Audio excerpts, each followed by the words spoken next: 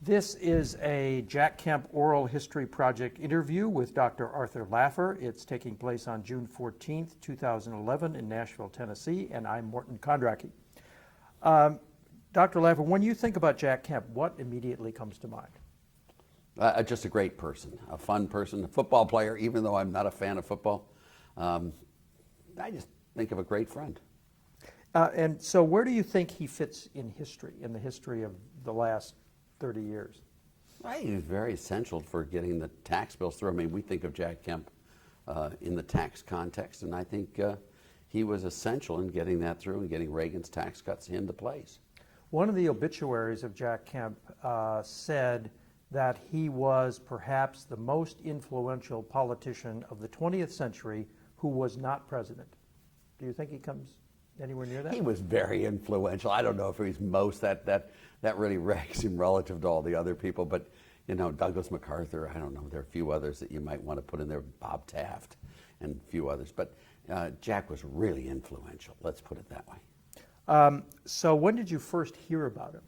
Jude Winniski told me about this freshman congressman coming from Buffalo who was a football player, and that he was open to our ideas, to growth, and was very pro-growth, and I've got to get there and meet him and talk to him. He's fallen under the sway of Norman Turry and Steve Enton and Craig Roberts. That maybe not Craig at the time, but whatever. But we had to get together with him and get him to the pro-growth policies. Not that he wasn't pro-growth, he was. Well, Jude supposedly met him in 1976. They had that day-long session. Jude came down to see him and started out at breakfast, and it apparently ended up late in the night. So was it 1976 that it had to be met? much earlier than that. Okay. Had to be much earlier. What was Jack's first year, 72? 70. 70, okay, it was probably 72. Mm-hmm. I met Jack with Jude. Mm-hmm. So Jude knew him long before that day-long session in 76. Mm-hmm. And we spent time. I mean, Jack had this bill, which was, I think was called, and correct me if I'm wrong in this, but the Kemp Capital Accumulation Act. It was sort of an old line right-wing bill, which is accelerated depreciation, investment tax credits, all of that sort of stuff. And really what we wanted to do was switch it over to a pro-growth policy for all factors. It wasn't really critical that you have investment to get growth. All you need is people working and the process to go on. And so he swung from the Kemp Capital Accumulation Act to the across-the-board tax rate reduction. In fact, if you want me to continue, Jack was wavering on this. He didn't know whether to stay with the one or go with the other. And I can remember what I thought was the coup de grace, if you will, of swinging him over, because it was the Kennedy tax cuts, which were the 30% across the board. They weren't exactly 30%, by the way, but they were pretty much 30% across the board. And Jack wasn't sure if he wanted to do that or stay with the other. And if you know, Jack's middle name is France.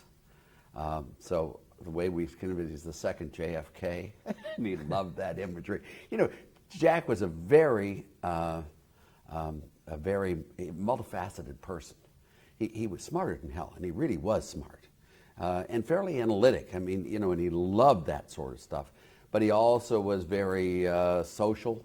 He was very symbolic as well. So he loved the JFK image. Do you remember the circumstances when you put the JFK comparison to him? I remember being in his office, but I could well be wrong. You're a young man, Morton, but as an old man, I sometimes misremember things. Mm-hmm. But I remember being in his office and talking about JFK too, and that he liked that image a lot. Well, Jack Kennedy was bigger than life, as you know, for everyone back then. I mean, he was truly a national hero. And the pro-growth policies of Kennedy were legend. And Jack wanted to have those same types of, and Jack and me too, we're never Republicans or Democrats, liberals or conservative, left-wingers or right-wingers. It's always the economics that mattered. And when you think across-the-board tax rate reductions, what it does is it really gives increased incentives for labor, for capital, for land, for all the resources in the system, not just the investment. Now, you may like investment more than you like workers, but the key here is to get people working. And when you cut tax rates across the board, you cut them on capital, and you cut them on labor, you cut them on all factors of production, which is far preferable to me than the investment tax credit, accelerated depreciation. Those things are sort of hokey to me, and they really distort the production process. So how often would you say you talked to him over the years? Oh gosh, in those days I was in Washington probably once a week. We had that little one, One Washington Circle, I think it was called, which was my hotel room or Jude's, and we had the group meeting every weekend, and it was all the time. I mean, literally, for years we had like those for 3 or 4 years. So who all was there every weekend there? Well, we had guests who came in from time to time, but Jack, Jude, and I were always there. But Richard Ron, Craig Roberts sometimes. There were a bunch of other people there. Mm-hmm.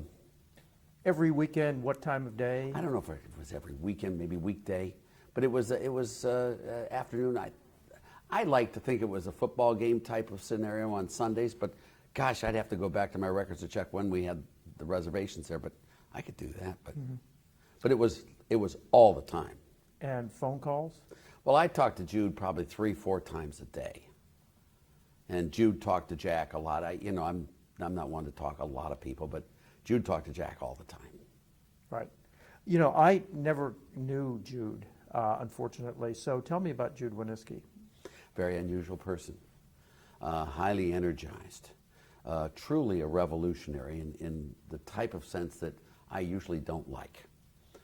This guy is just shaking the tub all the time, getting everything going, often in an aggressive, hostile fashion, although that progressively got worse and worse over the years.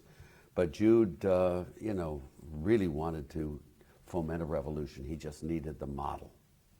And that's where I came in. As he came, I was at the OMB. I was the first chief economist there in 1970 to 72, and I got a huge raspberry. I don't know if you've heard about it with the 1065 GNP forecast back then, and oh my God, they pinned it on me, and I was on the cover of magazines and all that. They made me look pretty silly. And Jude then befriended me. I wasn't allowed to speak to the press. Well, it's fun stories, but I wasn't allowed to speak. Who got mad at you? Who shut Oh, you well, down? the 1065 was the ridiculed by the profession. And it was pinned on me that I'd done the 1065 forecast, which, by the way, I didn't. What is a 1065? The GNP forecast for 1971, or maybe it was 72. And that I was the chief economist for the OMB. George Schultz had gotten it, and Herbstein was furious because I'd stolen his model and his number. I wanted to give it back to him as badly as I could. And so I guess there was one time that I can't remember who it was. I could find it out. But a reporter asked me, if my boss, what's he like? George Schultz, really smart, wonderful man, professor, University of Chicago. He brought me here and all that sort of stuff. And what do you do with the OMB? I said, well, what I really do, I'm the chief economist there. And what I do is I try to coordinate and get the economics through. So we really, because the OMB is the central nervous system for the thing, and we run seminars every week, and we go through all the numbers and all this stuff. And there are a lot of professors and a lot of PhDs in there, and all but dissertation people as well. And so we sit down, and he said, well, you've done this model, Dr. Laffer. And I said, well, yeah, I did. It's a small model. I made it simple so these people could understand. Next day, George Schultz is a very smart man, and I made the model for him because I made it simple enough so even he could understand. Well, you can imagine, it was Slevin. Do you remember the guy Slevin? Well, he was a reporter for the Washington Post, I think. Then the lid was put on me. I wasn't allowed to talk to the press, and for good reason. And then this reporter kept calling me and calling me and calling me, and I'd never answer it. Finally, one day, he was in my office there, and this was Jude Wanniski. And then we became friends. He swore he'd never do that. And then he was with the National Observer. And he did the paper on trade, and he mentioned you promised you wouldn't. But then I looked at it. It was nice references. We became very close. And then Jack came into that group then. So what was Jude and Jack's relationship like? I mean, is this father and son? Oh, no. It was...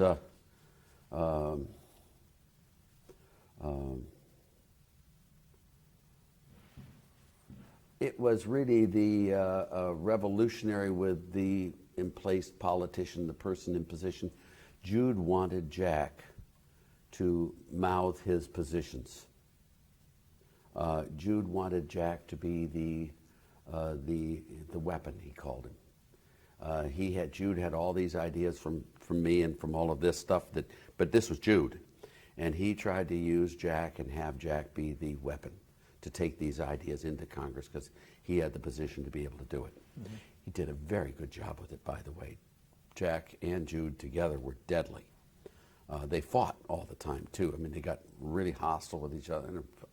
What did they fight about? Wedding invitations, an insulting word. You didn't say the right phrase. Why didn't you mention? I mean, look, it was sort of like schoolgirls.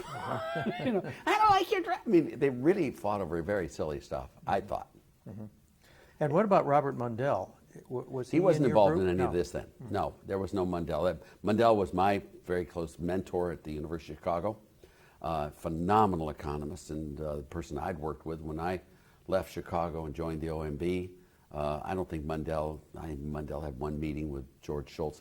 You know, Bob isn't the same type of person as that. And it wasn't until much later, I think 74 or something like that, before Mundell really came into the scene with Bob Bartley. Mm-hmm. But Jude Winniski referred to the whole supply side idea as the Laffer-Mundell hypothesis. Oh, yes, Bob Mundell was critical to the hypothesis. I thought you were talking about him personally. Yeah, I did. I was. Oh, okay, because that's when his ideas were there all the time.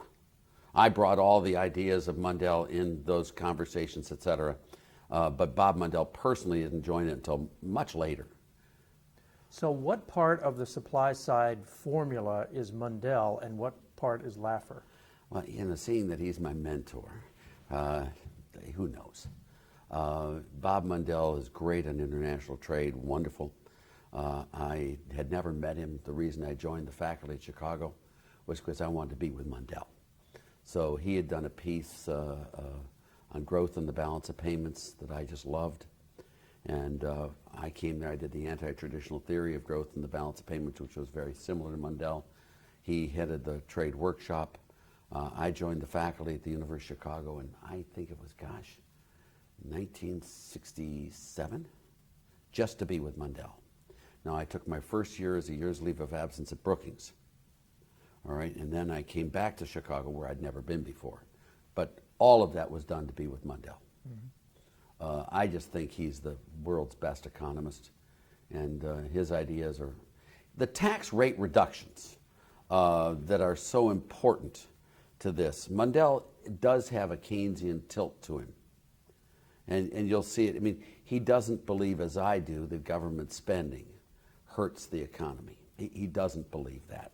He, for example, right now, he really likes QE2 because he says that if it doesn't happen, and if they stop buying those bonds, the bond prices would fall, interest rates would go up. That would attract capital from abroad. The dollar would appreciate, commodity prices would fall, and we'd have a double dip recession, depression, and deflation if you've gone through Mundell stuff. It's a different model, a different way than I would do it, although it's clearly logically correct. I'm much more along the McKinnon line, that the expansion of the monetary base is really global inflation coming, and we're having the sort of the 1970s all over again. But they're all driven from the same model, just different ways of looking at the consequences. But the idea of cutting taxes across the board, especially for individual taxes, is that Laffer or is that Mundell? That's Kennedy. Uh-huh. That really is Kennedy. You know, the tax rate reductions Mundell has always been in favor of, so have I. I mean, Mundell's much older, so he's got it clearly way ahead of me. But it is the actual plan was the Kennedy plan. And that was done for specific reasons. You can do all the quotes out of Kennedy.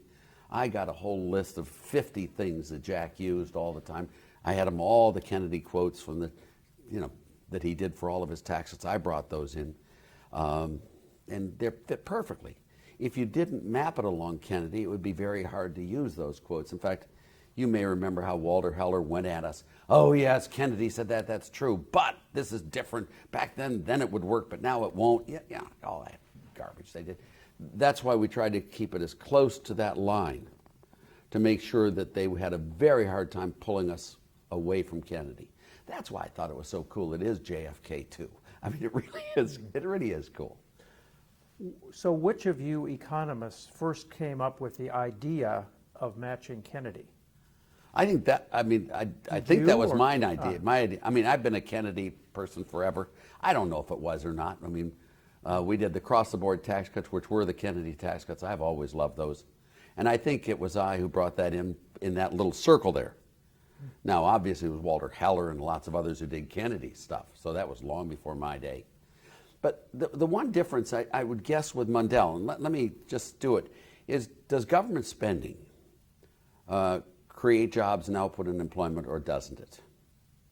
And you know, I'll tell you the one I had a conversation with Austin Goolsby. He called a few months ago, and we were talking about this. And you know, let me just put it this way, Morton. If it's so hard to see this in a 325 million person economy, with credit default swaps and monetary base and money multipliers and velocity and Chinese capital, blah, blah, and you get so dizzy. You try to do your T accounts, but you can't keep them straight. So the way I always like to think of these things is, if it's good economics, it works in a two-person world just as well as in a 325 million person world. You with me in that?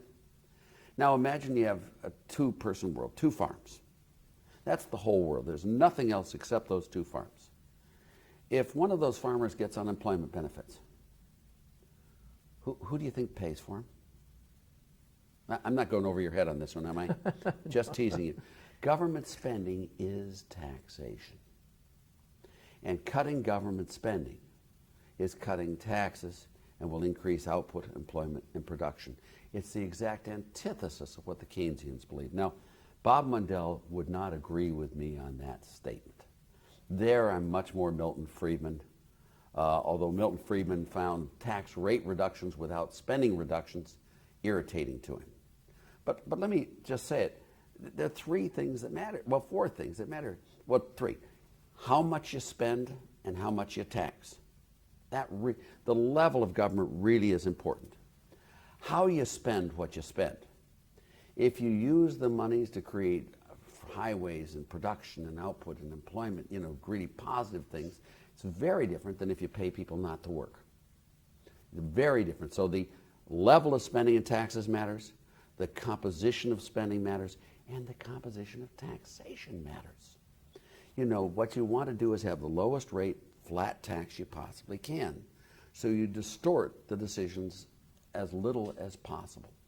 So what Kemp Roth really was a way of realigning tax rates without addressing spending directly.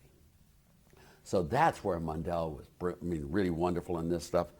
That's what we did with Kemp Roth. But it wasn't aimed at cutting spending per se. Now, our arguments were back then that by redirecting the tax codes such that you had more even disincentives or incentives across the board, you'll get an increase in output, employment, production. That in turn will reduce spending because you'll have less welfare, blah, blah, blah, blah, blah, all that stuff. You'll have more revenues coming in because of economic growth and all that stuff. So that was our real purpose. It was rarely believed, at least not by me, it was never believed that tax rate reductions by themselves could be looked at as you could in a micro example. Ultimately, government spending is taxation, but what you can do is by rearranging that, you can get more output per unit factor input. Did you follow me on that? So the three things: total spending taxes, how you spend, and how you tax. The last one is what we really focused on Kemp Roth, was how you do your taxes. So let me depart from that and go to the famous December 1974 dinner that you had at the Two Continents Hotel with Yes. Don Rumsfeld, Dick Cheney, Jude Winniski, right? What were you trying to get into their heads? Well, I wasn't. Don and I have had dinner probably once a week, just the two of us. And every fourth dinner we invite someone else to join us. We would go over I can't remember the places. Oh, in Georgetown, there was this one place we thought was run by the mafia because no one was ever in there. Just the two of us were the only two that. Don had come over from NATO, and Jerry Ford had just taken office. And Don used me as a sounding board at that time. And so this time we invited Dick, who was his deputy, and had been my classmate at Yale. And we had Jude come in as well. And this is where on the, do you remember the whip inflation now?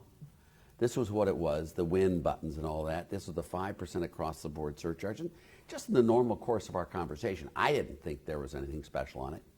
I said, look, with a 5% tax surcharge, you may get 4% more revenue, may get 3% more, you may even lose revenues, but I'll guarantee you won't get 5% more in revenues as you're estimating. And then, then I did that little curve on the napkin, which I guess is at Hoover. I saw it. Yes. Well, the question here is, you at various times have said that you didn't remember exactly what happened there. You're an old fella too. Come on. It wasn't a significant event for me. You know, doing the curve on a piece of paper or so was just straightforward, just like you and I talking. Well, I remember this conversation 2 years from now in detail. No. And I didn't remember it in detail back then either. It wasn't like, oh my God, I just did something brilliant. So what happened to the napkin? Use it in the class. I guess Jude picked it up. I'd written it to Don from me because I saw it. And I guess Jude picked it up, and when Jude passed away, he gave it to the Hoover. And it's out there now because I saw a picture of it. I haven't seen it, but it's exactly my writing. It's just the way I do it. But do you see what I'm talking about on that? I mean, that was just a way of illustrating how raising tax rates, you won't get the full amount in revenues. You might get more revenues, you might not. Depends on where in that curve you are, and that's what I did. Morton, it's what I always did with my students. So there was no agenda. You weren't trying to get the Ford administration to do something or other. I was a consultant to Don and to Dick throughout these years when he was chief of staff. And in fact, some funny stories on that. Someday you might. When 76 came around, I went up to them and told them I had to quit. And they, why, Art? And I said, well, you know, I just honestly, I'm not going to back Ford. I'm going to back Ronald Reagan in the primary, and I just have to quit. I'm sorry, but I just can't go along with it. He said, well, Art, we never thought your political sense was worth a hill of beans, but we love your economics, so would you please stay on? We'd love to keep you, which was really lovely. Don so stay on as what? Did just their advisor come in to meet with. I guess I met with, well, Don every week. I had dinner with him. And Dick I met with a lot. But just on these issues, just on, like that discussion is exactly one of them. Exchange rates, what's happening with inflation, just a sounding board to be there just over dinner, not in a TV studio, not in some sort of place that's recorded. It's just couple old friends sitting there chatting. Mm-hmm. Now, I've read that there was something in the way of tax cuts that you were recommending that was rejected by the Treasury Department. Is that correct in this time frame? Let me count the number of times that's happened. But that's specifically during Ford, I mean. Because Bill Simon was the Treasury Secretary. And well, was Bill Simon a supply-sider or not? Well, Jude loved those labels. Are you a Christian, or are you a Jew, or are you a Muslim? You know, you've got to be in 1, 2, 3, or by. Bill Simon was an extraordinarily competent man, a very complicated individual as well, and he could see different. He was not constrained by the hobgoblin of a model, like I am. So there would be times that Bill Simon would be wonderful. For example, on government spending, I have never seen anyone better than Bill Simon. I mean, he's just way up there as great. On taxes, he was really good stuff too. But then he does the 55-mile-an-hour stuff. Give me a break. Where does that come from? Man on the moon? So these people, very few people really fit. I thought Bill Simon was a fine person. A little scary. He'd fling apples at secretaries and did all. Oh, he did. Well, someday when we talk, I'll tell you real stories if you want real stories. Okay. Just back to the conversion of Kemp to the John F. Kennedy model occurs in what context again? I think it was 72, something like that, maybe 73, somewhere in there, in the context of a piece of legislation he's going to propose. Well, Bruce Bartlett remembers that Bruce Bartlett was then his chief economic advisor, and in 1977, Bruce remembers that Kemp stuck his head into Bruce's cubbyhole office and said, "Why don't we just duplicate the Kennedy tax cuts?" It was much earlier than that, and that may have been what Jack said to Bruce at that time, but it was done much earlier. But wasn't he at that time sponsoring and continuing to sponsor the Job Creation Act? Which was I don't remember when the legislation was done, but the stuff we did with him was not the Job Creation Act. And that was much earlier than 76. By the 76, the campaign was already well on its way. I mean, we'd had the Kemp bill for how long before the 76 convention? Well, I remember us going to talk to the Reagan people, and I mean, that was when Schweiker came in and all that stuff. And I mean, goodness gracious, we'd had the Kemp bill for 3 years before that? 2 years? Not Kemp Roth, you hadn't. Kemp No, Roth but there wasn't, Roth was really late in the game.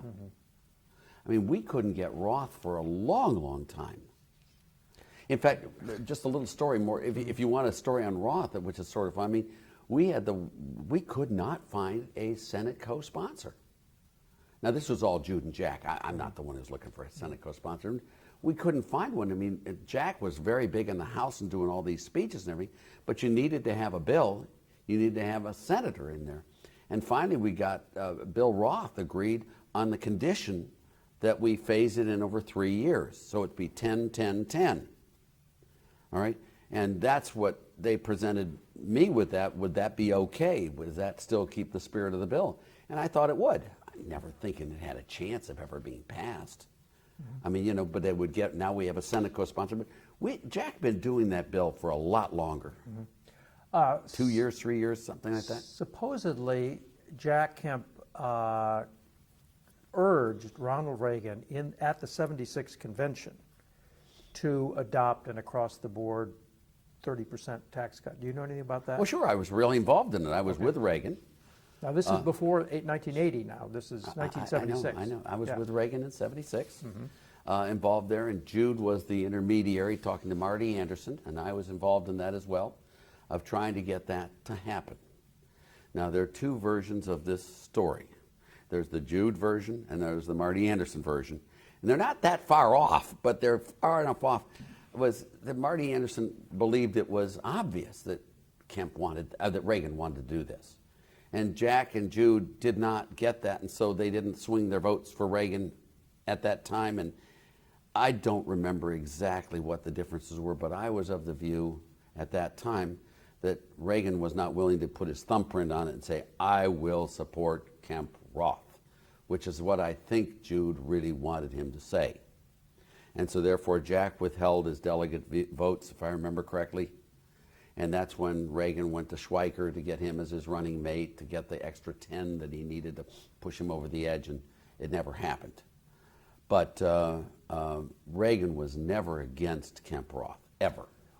Did Kemp put a proposal to Reagan in 76 that if he adopted Kemp Roth that he would throw New York delegates to? That is what Jude took to Marty Anderson. Was that exact phrase. I don't think, now, you know, you're going to have to go back to some other, I don't recall Reagan and Kemp ever meeting one-on-one in that discussion. I can take you back a little earlier on that one-on-one discussion. But go ahead. Well, let me do this one. From the way I remember it was Jude wanted a formal acceptance, and that they weren't going to get, but you know, we love it and all. It just wasn't precise enough for Jude.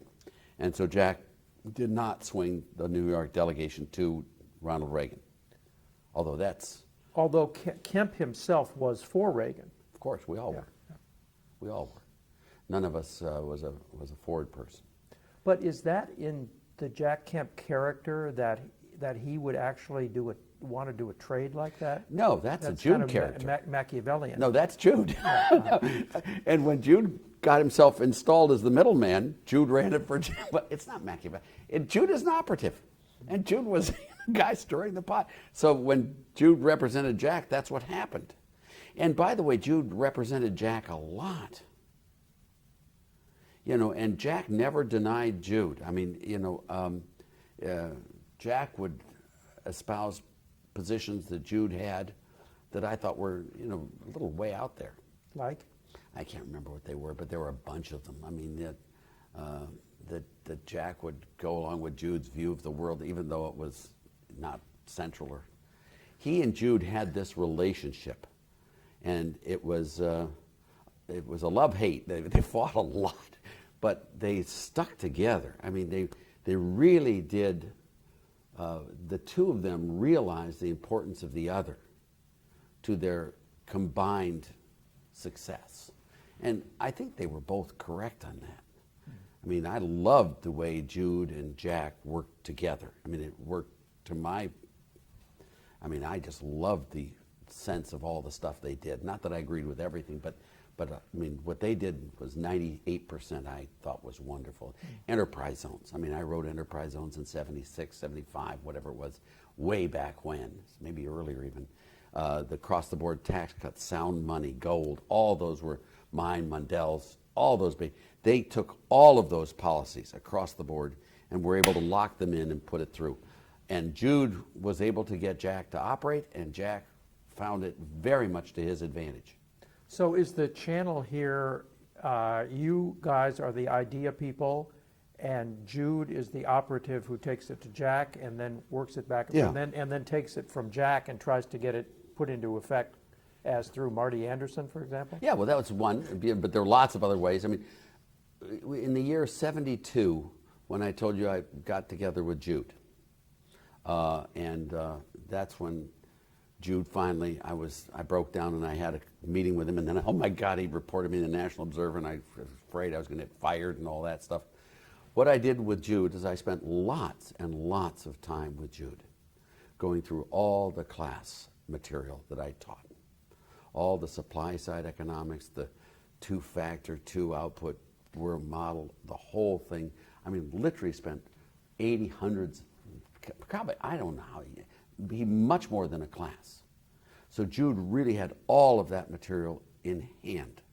I mean, all the theorems, the incidence and the burden theorems, the revenue stuff, all of that. Jude really did have that. You go look at the way the world works, and you see that man's mind. And Jude is brilliant and detailed and focused and driven. I mean, er ist entrückt from above. I mean, he has a spirit coming up to his brain. He didn't stop. He drooled. I mean, every moment of every day was focused on this. He was truly a revolutionary in a way that maybe only someone like Obama is. I recognize the same traits in Obama that Jude had. I mean, and we'd meet, we'd talk 4 times a day, 5 times a day. We'd meet every week for hours on end, just the two of us going through. I don't understand, let's go through. And it wasn't dilettantish like all these other people. Jude wanted the stuff all the way across. I mean, what he did on the Great Depression, no one else had done. I mean, I like to think that came from me. The original ideas and all that stuff, because no one ever wrote about the tax rate increases in the Great Depression. I kept telling Jude about that and about the rate and about the Bank Holiday Act of 1930. None of that stuff was written. You read the monetary history of the United States, you read any of the stuff that Ben Bernanke does, they don't know the Great Depression from nothing. They don't understand it at all. The highest rates were raised from 25 to 63% on January 1st, 1932. Then from 63 to 79% on January 1st, 36, and then on up to 83. Hello? When you go through there and what happened to all of this stuff they've got in the Great Depression and monetary policy bent is wrong. It really was a smoot hauling. I don't know of anyone, Bruce Bartlett, especially on his recent thing in this, they don't understand a tariff. We'll get to that. Okay, Let's go back. This is the stuff to Jude. Right. Jude was driven, and he had that model in his soul. And I'd like to think that I helped plant that model in his soul. And so he could go to these meetings and he could do them. He didn't need to go back and check. Okay. Back to the 76 convention and this. So as I understand it now, what's happening is that Jude is talking to Marty Anderson, Yes. and trying to convince him to convince Reagan to go for an across-the-board And tax Marty cut. thought that Reagan was convinced. I don't know what the specific was that Jude wanted, but you know, it's like that guy who wants the no tax, you got to sign it in blood on the back of your hand or something. You know, there was some technical detail that stopped that transaction from actually occurring. And do you know anything about what Jack and Jude discussed about the delegates? Sure. I mean, I was involved in all those. Do remember, it's not my turf. Yeah. So I don't remember a lot of the stuff because it's just not my economics area. But I was involved with the Reagan people, you know, in that time with Jeff Ball, Marty Anson, the whole group there. And I've been with Reagan the whole time during that, and well, it was Jack and Jude. So I was the only one, I think, who was in both camps fully and totally. So why didn't Reagan do it? I think Reagan thought he did do it. There was something specific about that day. Remember now, you're in a convention. You've got Marty meeting with Jude with 3,000 people around screaming and all noise and all this stuff. And I don't know why that transaction did not close. I believe that Reagan was clear on he supported Kemp.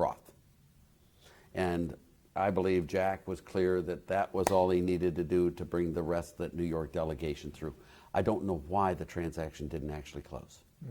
So between 1976 and 1980, there are occasions when Reagan said on the radio and other places favorable things about Kemp and the idea of across-the-board tax cuts. But there were other occasions when when he seemed to be diverting from the supply side agenda. How do you explain that? Well, he's a human. Both of them are human. It's like you asked me, is Bill Simon a supply side? Well, there are days he was, days he wasn't, issues he was, issues he wasn't. Reagan wasn't, he's not like I am, he's not running on a model.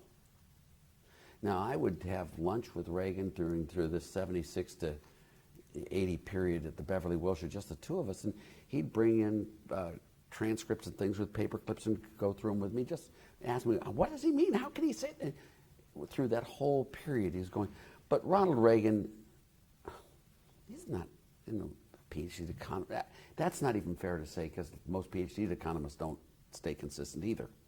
Ronald Reagan was very intuitive and very clear on that level. That he would see a different argument from time to time and support it or go against it or vice versa shouldn't surprise anyone. I don't know if anyone is concerned. Do you want to know the real problem with Reagan? What? The tax bill. We passed it in 1981. You tell me what that tax bill said, Morton. Did we cut tax rates across the board? I think so. No, we did not. In fact, what we did is we extended the brackets out. The highest tax rate in the United States did not go down on earned income. What happened was on unearned income, we had the, what was his name, the Democrat from Michigan, Broadhead Amendment, which dropped the 70 to 50. But the 50 wasn't cut. Reagan asked, did we promise tax rate reductions or tax reduction? This was after the election in the Oval Office. There were 12 of us in there. He had Wirthlin and Deaver on both sides of him, and they came to the conclusion that he'd never promised tax rate reduction. He promised tax reduction. And so with that in mind, the biggest disappointment of my life was instead of cutting all the tax rates down, they extended the brackets out to get a 30% reduction. You follow me? I thought they cut the top tax rate from 70 to 50. No, that was the Broadhead Amendment, which eliminated the distinction between earned and unearned income. But the 70% did not apply to earned income and never did. All right, it applied only to unearned income. That was eliminated. So the 70 went down to 50. But the highest marginal tax rate on earned income was not changed from Nixon in 1969. But no one remembers that. Even by the 81 tax bill?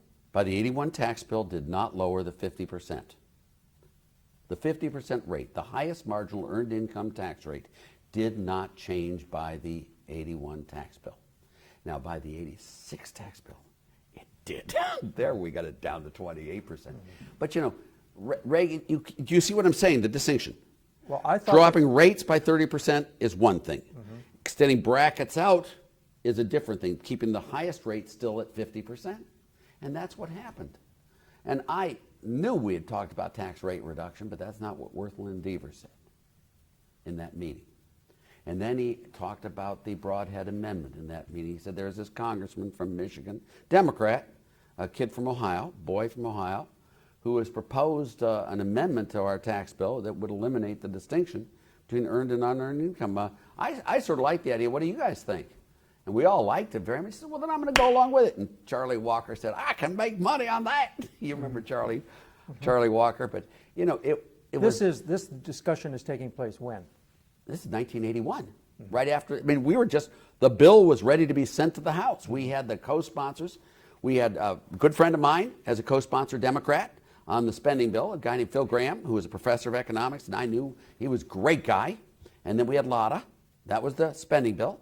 And then we had another great friend of mine who was also a PhD economist, took Mahon's old seat, a guy named Kent Hance, and he was with Conable, and that was the tax rate bill. So we had two bills, the spending bill and the tax rate bill. The tax rate bill, if I remember correctly, we won in the Senate 91. We got, I think it was 89 votes in the Senate. I mean, we swung them all over. I mean, that was right. But the tax rate bill was not what I believed it was, which would take the 50% rate down to 35. That's what it should have been had it been a tax rate reduction. But it wasn't that, Morton, and no one remembers that today. I mean, you guys can sit and rewrite history and read them. It wasn't Kemp Roth. It was not. Okay, let's go back. You follow me on this? Yes. Does anyone else ever told you that? No, actually not. I didn't think they would. I devoutly believe that somehow the 81 tax bill reduced the top rate from 70 to 50. It did, but that's just by an amendment to it. I see. That was not going to happen had it not been for Broadhead. Okay. That 70 would have stayed 70 and never been cut. Right, okay. But the 50 did stay 50. It never was cut. Okay. All right, now, let's go back. We're going back now to the run-up. Let me just do one last one in here. Just okay. The 60% exclusion, which had been the Steiger-Hansen, if you remember, of 78. That one applied to the 70% rate. So with the 60% exclusion, all right, which you were taxed on 40% at the highest unearned income tax rate. So the capital gains tax rate was 28% from 78 to 81. Once 81 passed, the bill passed, and the 70 dropped to 50. You then had the 28% capital gains rate drop to 20%. But that's only because of Broadhead's amendment that Reagan said, oh, I think we can go along with that. He would not have cut the capital gains tax rate either. And he didn't cut the highest rate either. Well, let's go back now. Good. We're running up to the 1980 election. Yep. And you and Jude had this plan to make Jack Kemp vice president, right? Jude did. Okay, tell me I how. followed it. This is where Jude was. He's an operative, and this is not my turf, Morton. So just so you know, whether Jack's vice president or not, I know how to do the math and the models and the economics. I had a little dinner party at my house in Palos Verdes, and I don't remember what year, 78, probably maybe 79 is in there. I had a little dinner party. Jack was coming out to California. So my godfather was a man named Justin Dart, who was head of Reagan's kitchen cabinet and my love of my life. Two men I've loved, my father and Justin Dart, and both exact same age, exact same personality, exact same business, everything.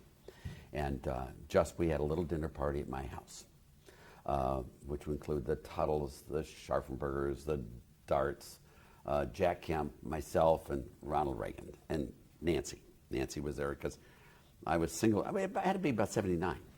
And this is the plan.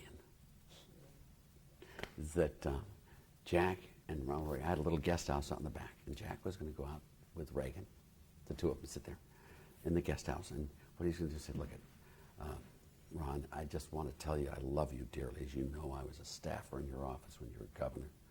You're my hero. You're the greatest politician there is.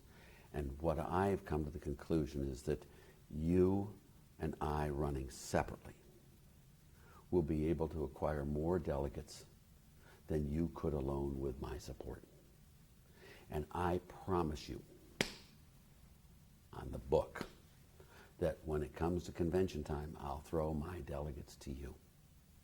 And you'll be able to get the nomination in 1980. With no quid pro quo. No quid pro quo. That was the agenda, is that you're my hero. You know, this is not me going against you. This is me working as your partners separately to do this. And it sure made sense to me. It made sense to Jude, and it made sense to Jack, and we all talked about it in great detail. Jack agreed. Jude thought it was great, and I had the dinner party all set up. And so I manipulated the thing, and Ron and Jack went down to the guest house and sitting there. They were there for the longest time. I'm dying. I got to find out what happened.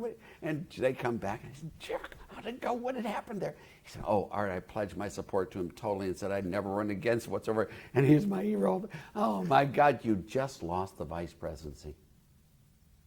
You just lost the vice presidency. And what did he say? He loves Ronald Reagan, so did I. I mean, if I'd been in his shoes, would I have run against Ronald Reagan? I don't think so. Did he report in detail what happened in the guest house? Oh, I think he did. I don't remember it now, but I went there and we talked, and oh my God, he sort of, Jack, you're so important to me. I've got to have your help, and whatever Reagan could do. Reagan's good at that stuff. Wonderful, wonderful man, Ronald Reagan. Did you ever get to know him, Morton? I mean, we'd be over at the house for dinner and stuff. We'd have those lunches, once a month at the Beverly Wilshire. In substance, in humor, in grace, in dignity. Just such a fine, fine man. He'd come with those books with all the paper clips on them. It was just, and he'd have this thing about Art, this is what Walter Heller said. Blah, blah, blah, blah. How the hell does that make sense? Well, here's the framework he's coming from. Oh, I see.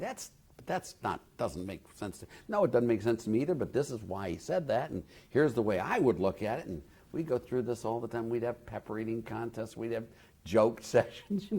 He was just such a fine man. Jack, too, by the way, in the same sense. So let's go back to the beginning of this plot.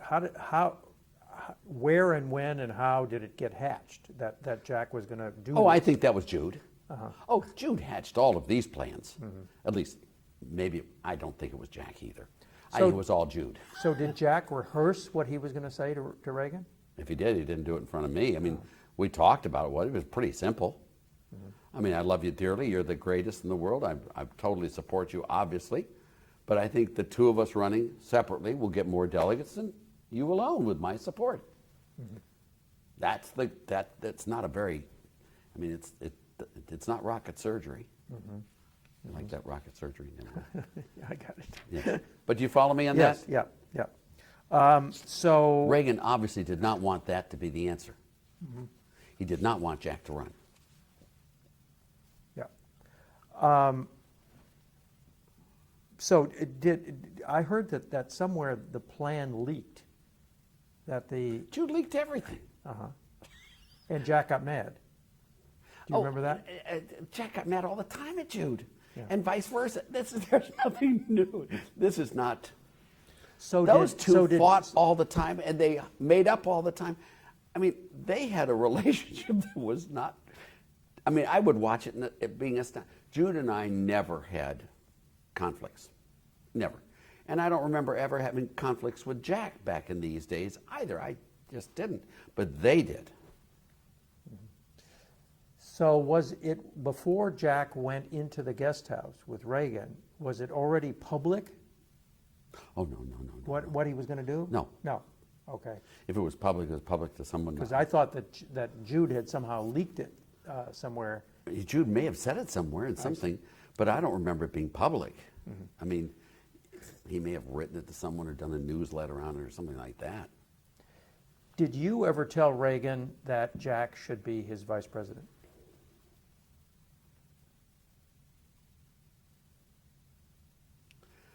That's not something I would tell the president. But he knew my relationship with Jack very, very well.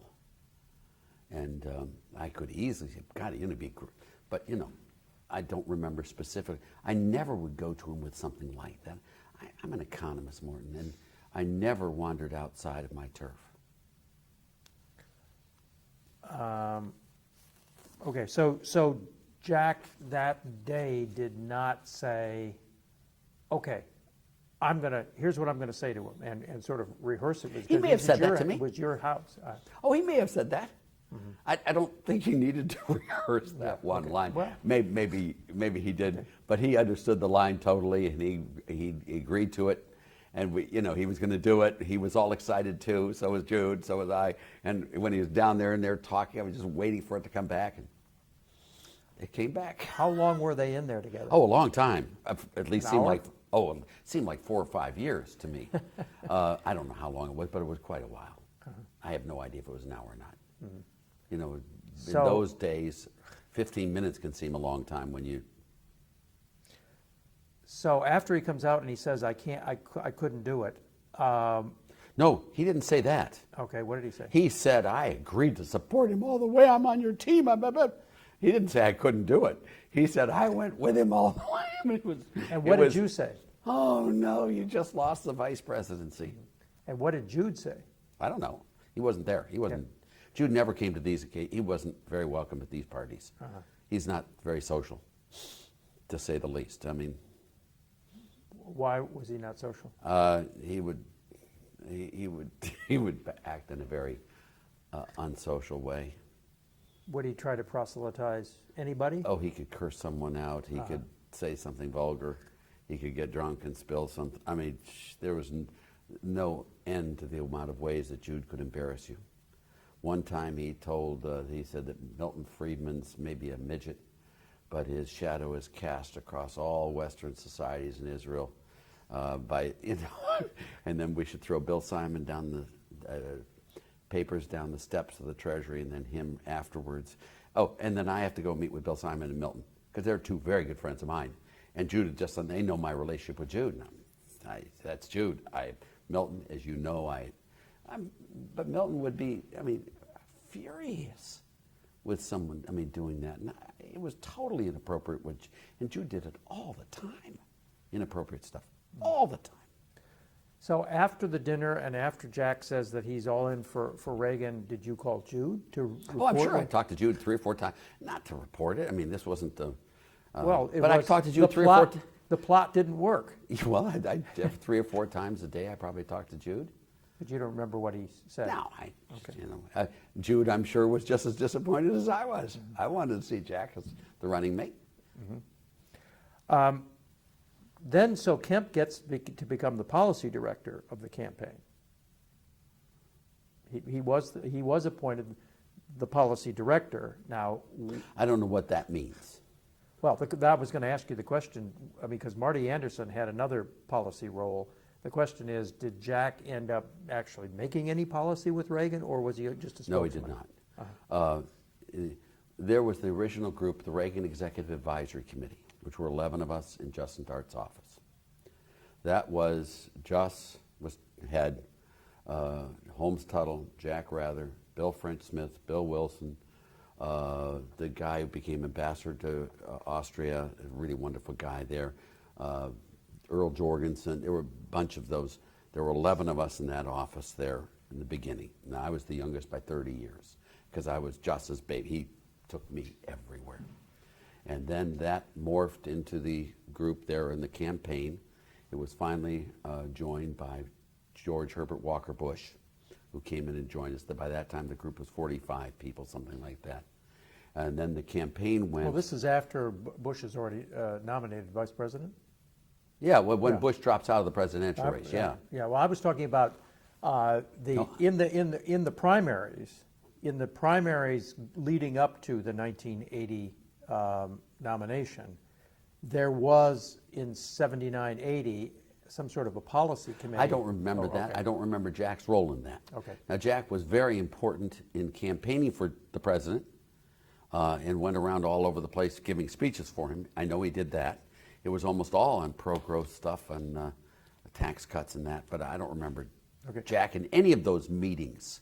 Well, there was a meeting at an airport hotel in Los Angeles, near LAX, of some sort of policy committee in December of '79 or January of 1980, as the campaign is getting launched, where supposedly Jack convinced Reagan to endorse Kemp Roth. Were you there? Well, I don't know if I was or not there. I mean, I remember a bunch of these meetings together with the policy people. I don't remember specifically. I think he was always on it. I mean, as I told you, he never disagreed with it in '76 either. I don't know why that transaction didn't take place, and Jack, by '80, Reagan was fully on this thing. He really was. Now, obviously, he wasn't really fully because, as I told you, when he was elected, he then chose not to use Kemp Roth. Mm-hmm. He used something very close, but it wasn't Kemp Roth. And during the meetings then of the Beverly Hills Hotel, I can remember that meeting. There were 10 of us. Jack was in that one. Jack was in a bunch of others that I was with him, but there were a bunch he wasn't there. With Deaver and Hannaford and Just Art and Reagan, and those Jack was never in the social groups that we had at the Pick Fair and some of these other dinners that we had, our social group there. Jack was never involved in any of those discussions. Do you have any idea what Reagan thought about Jack Kemp? I think Reagan liked Jack Kemp a lot. I think that liking diminished dramatically by the second term. They removed Jack from the President's Economic Policy Advisory Board. He only served the first 4 years. And then when the new board was set up after the '84 election, Jack was no longer on that board. Why? I think he was removed because of, I don't know. I think he talked too much at the meetings, and they didn't like it. He did talk a lot. Yes, but so do a lot of us. I wasn't cut. Right. And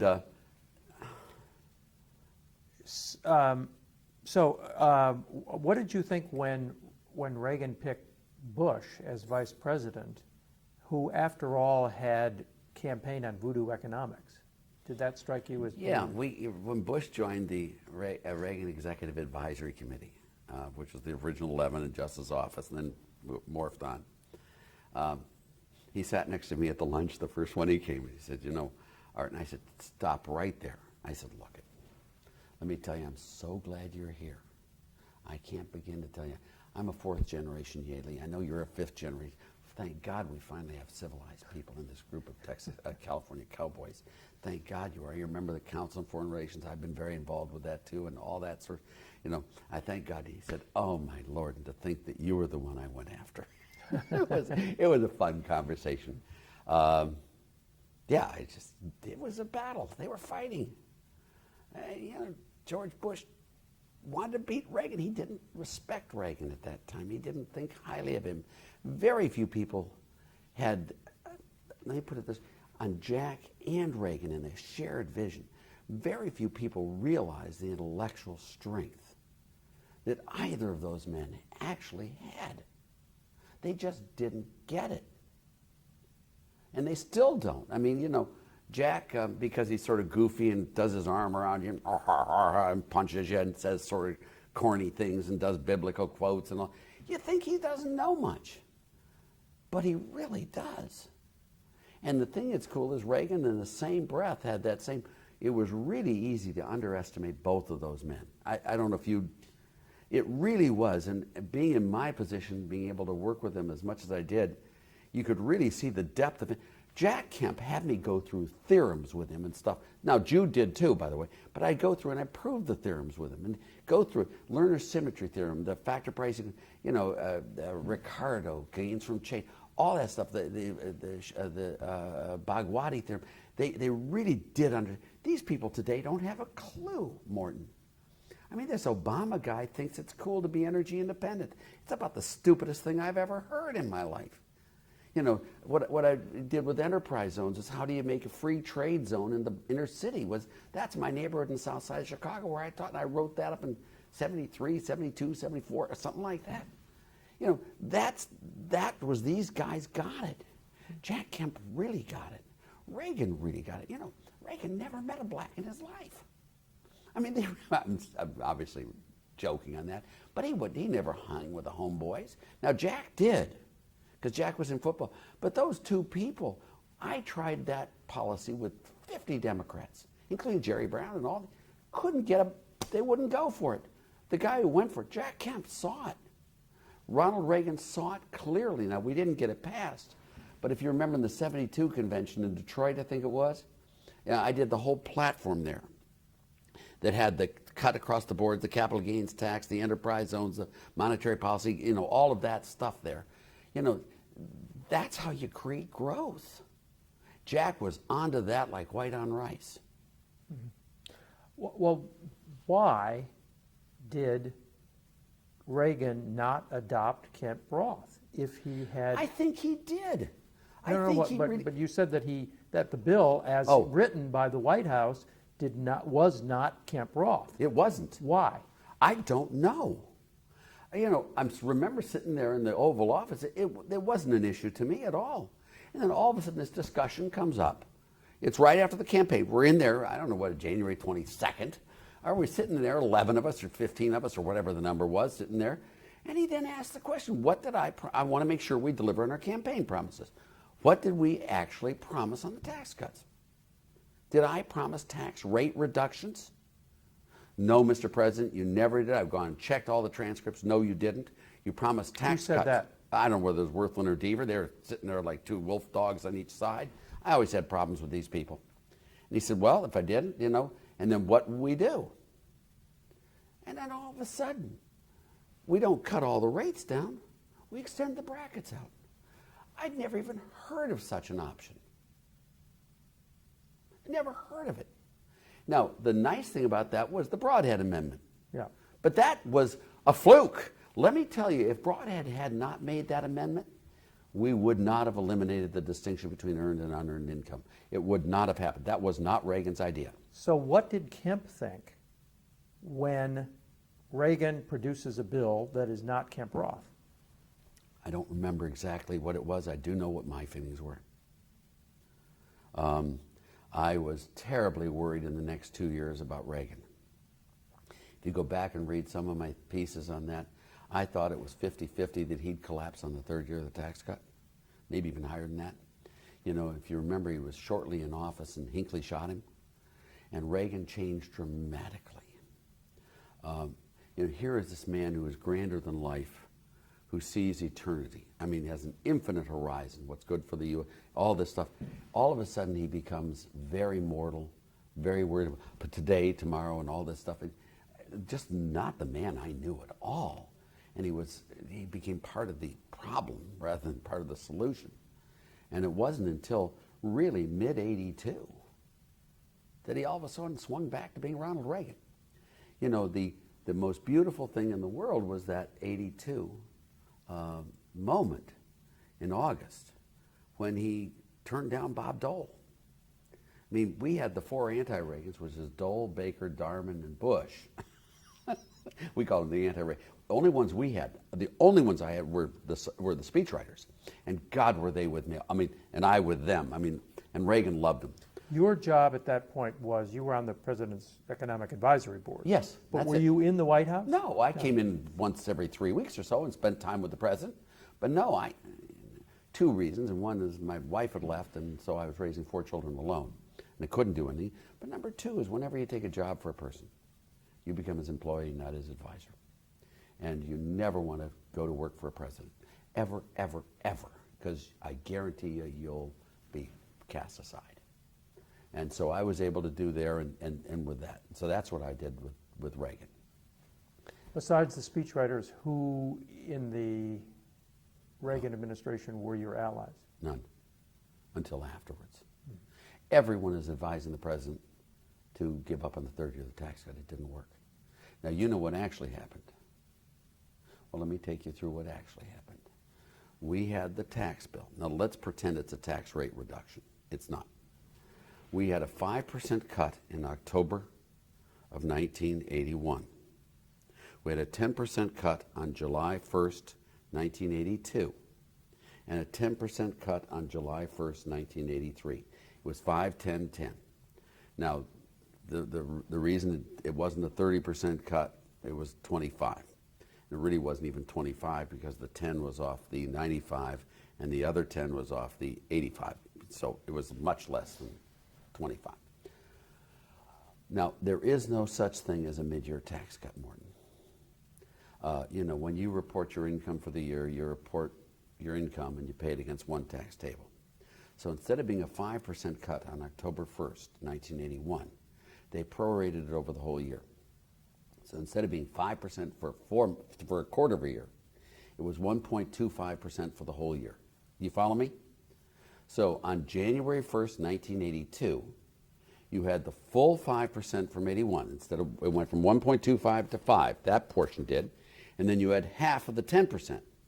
So you had a 15% cut across the board, a 10% cut across the board on January 1st, 1982. On January 1st, 1983, you had the 5% from 81, you had the 10% from 82, and you had half of the 10% from 83, so you had a 20% across the board cut. The tax cuts did not begin until January 1st, 1983. Do you follow me in this? It's amazing how tax cuts don't work until they take effect, and then they work like mad. We created the deepest recession depression in U.S. history because of his compromise with Congress.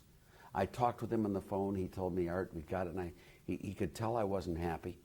And he said, what's the matter? You're not going to go against this now. Oh, no, I'm very pleased you got it, sir, but why did you phase it in? Well, Art, come on, these guys don't like deficits. They got problems there.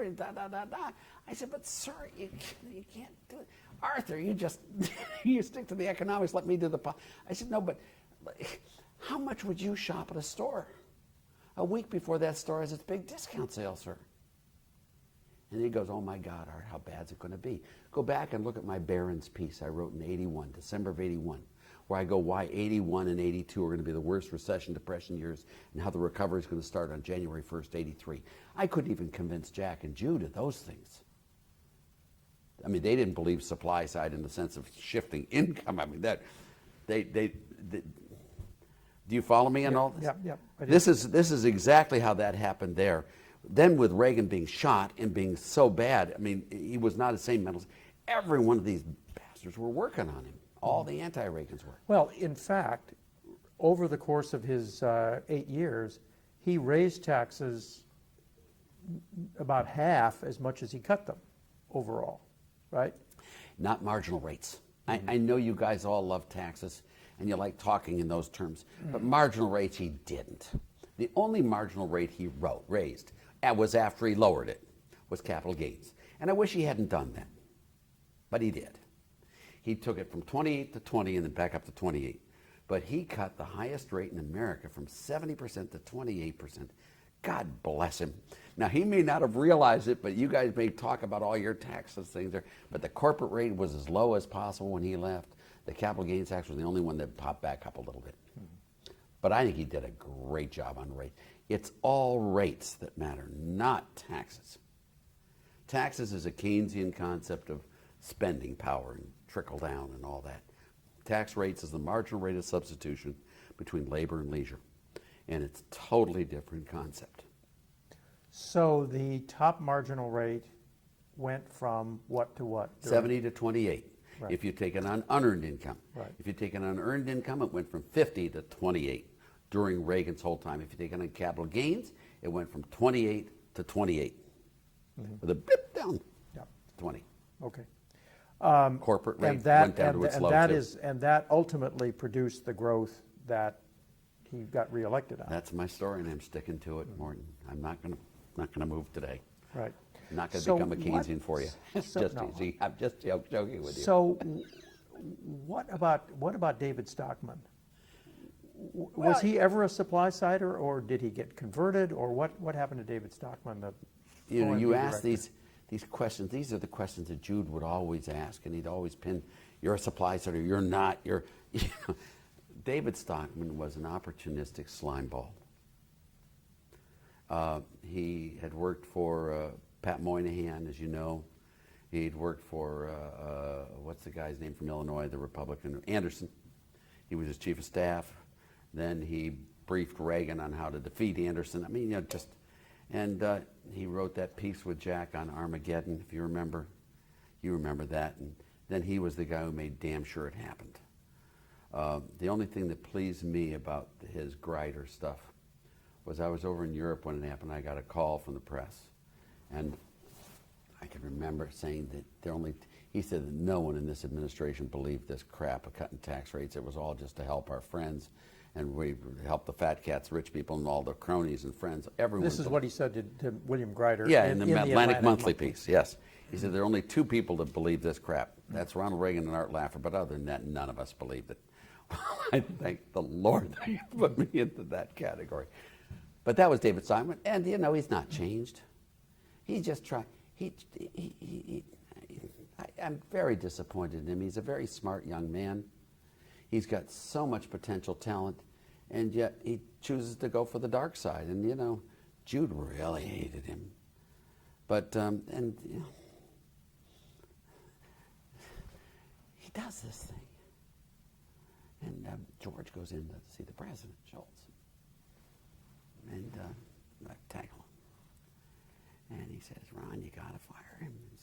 He says, George Shultz is Secretary of State. And not then. I don't think he was Secretary of State then. I think George Shultz was still just to the...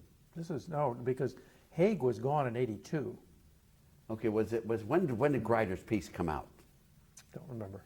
It was right away. Yeah, it wasn't that long. Okay. I mean, I don't remember the dates. It was anyways. right in there. Whatever, George. I don't think George was Secretary of State yet. I think he was still chairman of the President's Economic Policy Advisory Board. But I could be wrong in the dates and that stuff. But goes in there and he says, "You got to fire him. It's just you got to get rid of him right away. Just cut bait on." But George, where will he get a job? This is so typically Reagan. Very concerned about the person. And Jack shared that type of view with Reagan as well. Jack was always concerned about the individual. What can you remember specifically in that category? Oh, I have seen Jack go out of his way to help people who were down and out or who didn't see things clearly or so. Jack was always a generous person. And they had another trait. As long as we're talking about all sorts of traits, they were all fascinated by themselves.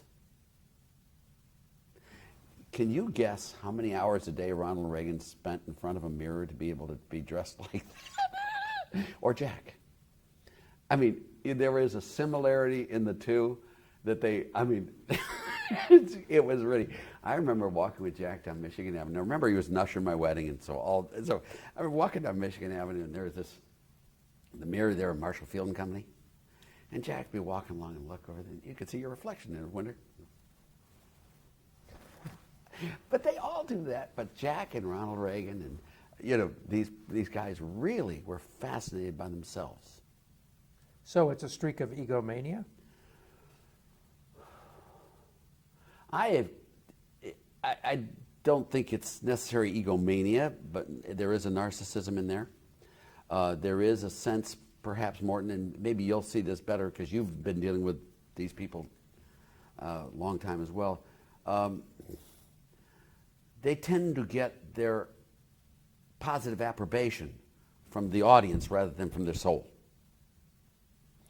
You look at Ronald Reagan and his history and who he was. He was the biggest tax increasing governor California's ever had. Put in the first criminal furlough program in probably U.S. history. Big social spender at that time. Chaired the Equal Rights Amendment. Removed all the anti-abortion statutes in the state of California. Who could guess that man could become the greatest president ever? Now, the way he did it was by the time he was locked into that, he had believed it all of his life. And yet the two models are exactly the opposite. But he believed he had always been a tax cut, pro-growth, spending controller there. I mean, when I used to tease him about it, and he would tell me, he said, Art, I guess I wasn't a very good governor now, was I? I said, well, sir, those are your words. I think you're great. He said, no, I wasn't, but at least I'm better than those other damn governors. At least I learned from my mistakes and didn't make them again, But there is a sense of it's really unfair of me to say this, but I'm going to say it. There's a sense of reflecting on the last guy, sort of a cushion president. You reflect the last guy who sat on him. Mm-hmm. That's not true. But there was this, if Milton would get with Reagan for a while and work on him, Reagan would move. And, you know... Kemp? Same thing. Oh, Kemp was always open to other people's ideas. No, tell me what your view is, and I'll explain it to me. And, you know, they go through. Now, if it was something silly, and Kemp would be able to... But if, that makes sense, I don't... And then he'd come back to me, and we'd talk about it. I mean, I remember one Reagan, I'll use Reagan examples, because Kemp would always come back to me and talk to me about, that's what they said there. What about, I gave this speech, and this guy said this about that, and then we go through the other one there, and get him on, see the thing there, and then the next time he had that answer there. He learned the instance theorem, the burden, and all that stuff. With Reagan, I can remember one with Marty Feldstein. Marty Feldstein said, you know, Mr. President, we really should get rid of the third year of the tax cuts. Oh, really? Yes. See, because if we don't do the tax cuts, we'll have a smaller deficit, and with a smaller deficit, we'll absorb less private capital into buying the deficit. That private capital will be freed now to be able to go into private investment, private output, private employment, and which will increase output and production. Did you see that? He said, you know, the president, Art, help me. What did I say? I said, well, sir, let me just shorten those partial derivatives up into one climb. If we raise taxes on people who work, we're going to get more people working. Is that what Marty's saying? That is, of course, what he's saying. But if you go through all the logic of partial derivatives, you can come to a misconclusion, because that's why the T accounts are so important. That's why you look at a two-person world. And, you know, that's that Jack would have those, and then we go back through. You know, the instance in the burden theorem is the most important theorem of all, is that by cutting tax rates on the rich, you actually make the poor better off. That's so hard for people to see. And you actually make the rich probably worse off. Rich people get less benefits in Bermuda because there's so damn many rich people with so few poor people that all the poor people are hired as servants and they make lots and lots of money. I'm just... Let me switch to a different area on monetary policy. Now, did you and Jack both try to convince Reagan to return to the gold standard? That was never a problem with Reagan. Well, why didn't he do it? Oh, it's very hard. Jim Baker wanted to do it. Jim Baker called me in. We talked about it. I wrote a piece called Reinstatement of the Dollar, the blueprint. But you can't just have a president go back to gold. You've got to get the whole structure, the organization of the world. I mean, you really have to do a whole huge thing. And if you'll remember, almost all the people who took us off gold were Republicans. I mean, it was George Shultz. It was all that group. So there was a huge resistance group. You know, I was George Shultz's right-hand person when we went. George was the one who really wanted to go off at Camp David. I mean, I was involved with Paul Volcker. I was in the Volcker group at that time in 71, which was, you know, Paul and I were both pro-gold. But nonetheless, Camp David, they got rid of gold. So the president cannot do everything he wants. Now, Baker did tell me he wanted to, because he loved Reagan so much, I spent time in his office there at Treasury. He wanted to go back to gold if he could possibly do it, and he never made it. In order for the United States to go back to gold, everybody'd have to go back to gold. Yeah. Not technically, but, you know, yes. You can't have one nation to see. But now with Paul Volcker coming in 79 and doing a price rule, which he did, it was even better than the gold standard. Paul Volcker did the price rule, and if you go back, I did a piece in the Wall Street Journal, I think it was 83 or something, a reinstatement of the price rule, where Paul Volcker went through how he's used the price level in there and bought and sold bonds and stabilized the dollar. It was amazing. I mean, Volcker on monetary policy is second to none. Now, he didn't like Jack. He didn't? Why? I don't think so. There was a Washington sense that Jack was just a dummy, and that Reagan was sort of a dummy. You know, the athlete-actor type of imagery, I don't know what it is with these people, but they can't see an intellectual in anyone who's an actor or an athlete. Mm-hmm. And I think it's still true. moving ahead, what role did you take in the 86 tax reform process? I wrote a piece called The Complete Flat Tax in 83, 82, which was the complete one, which I did for Jerry Brown, which was the basis, I believe, for Kemp Casson and for Bradley Gephardt. I worked with both groups, and at that time, Bill Bradley was much more reasonable than he later became. And Dick Gephardt was too. I really found it very easy to work with them and with Bill and with Jack and with Bob. So I did that piece, The Reinstatement of the Dollar. If you go back and read that piece, any of these I'll send to you if you want. Mm-hmm. But it was the complete flat tax. I mean, I don't mean reinstatement, that was the gold one. The complete flat tax was how to get it there. And that's what it is, broadening the base and lowering rates. And that's just right. What Kemp Casson was, that's just what Bradley Gephardt was. And it was the best deal ever. Packwood, I worked with him a lot. And Moynihan, I mean, I loved Moynihan. I thought he was terrific. And late at night with their bottle of bourbon, I guess it was. Hell, let's just do it. And they did it, and it worked. Yeah. Best tax bill ever. Why? Getting the rates down. Mm-hmm. What you want is the lowest possible rate on the broadest possible base. So you provide people with the least incentives to evade, avoid, or otherwise not report taxable income, to move, go out of business, whatever, and you give them the least places to which they can escape. The only, two mistakes we made on the 86 Act, neither of which was fatal. One was really unfair, though, was not grandfathering the real estate provisions. They should have been grandfathered. And the other one was raising the capital gains tax rate.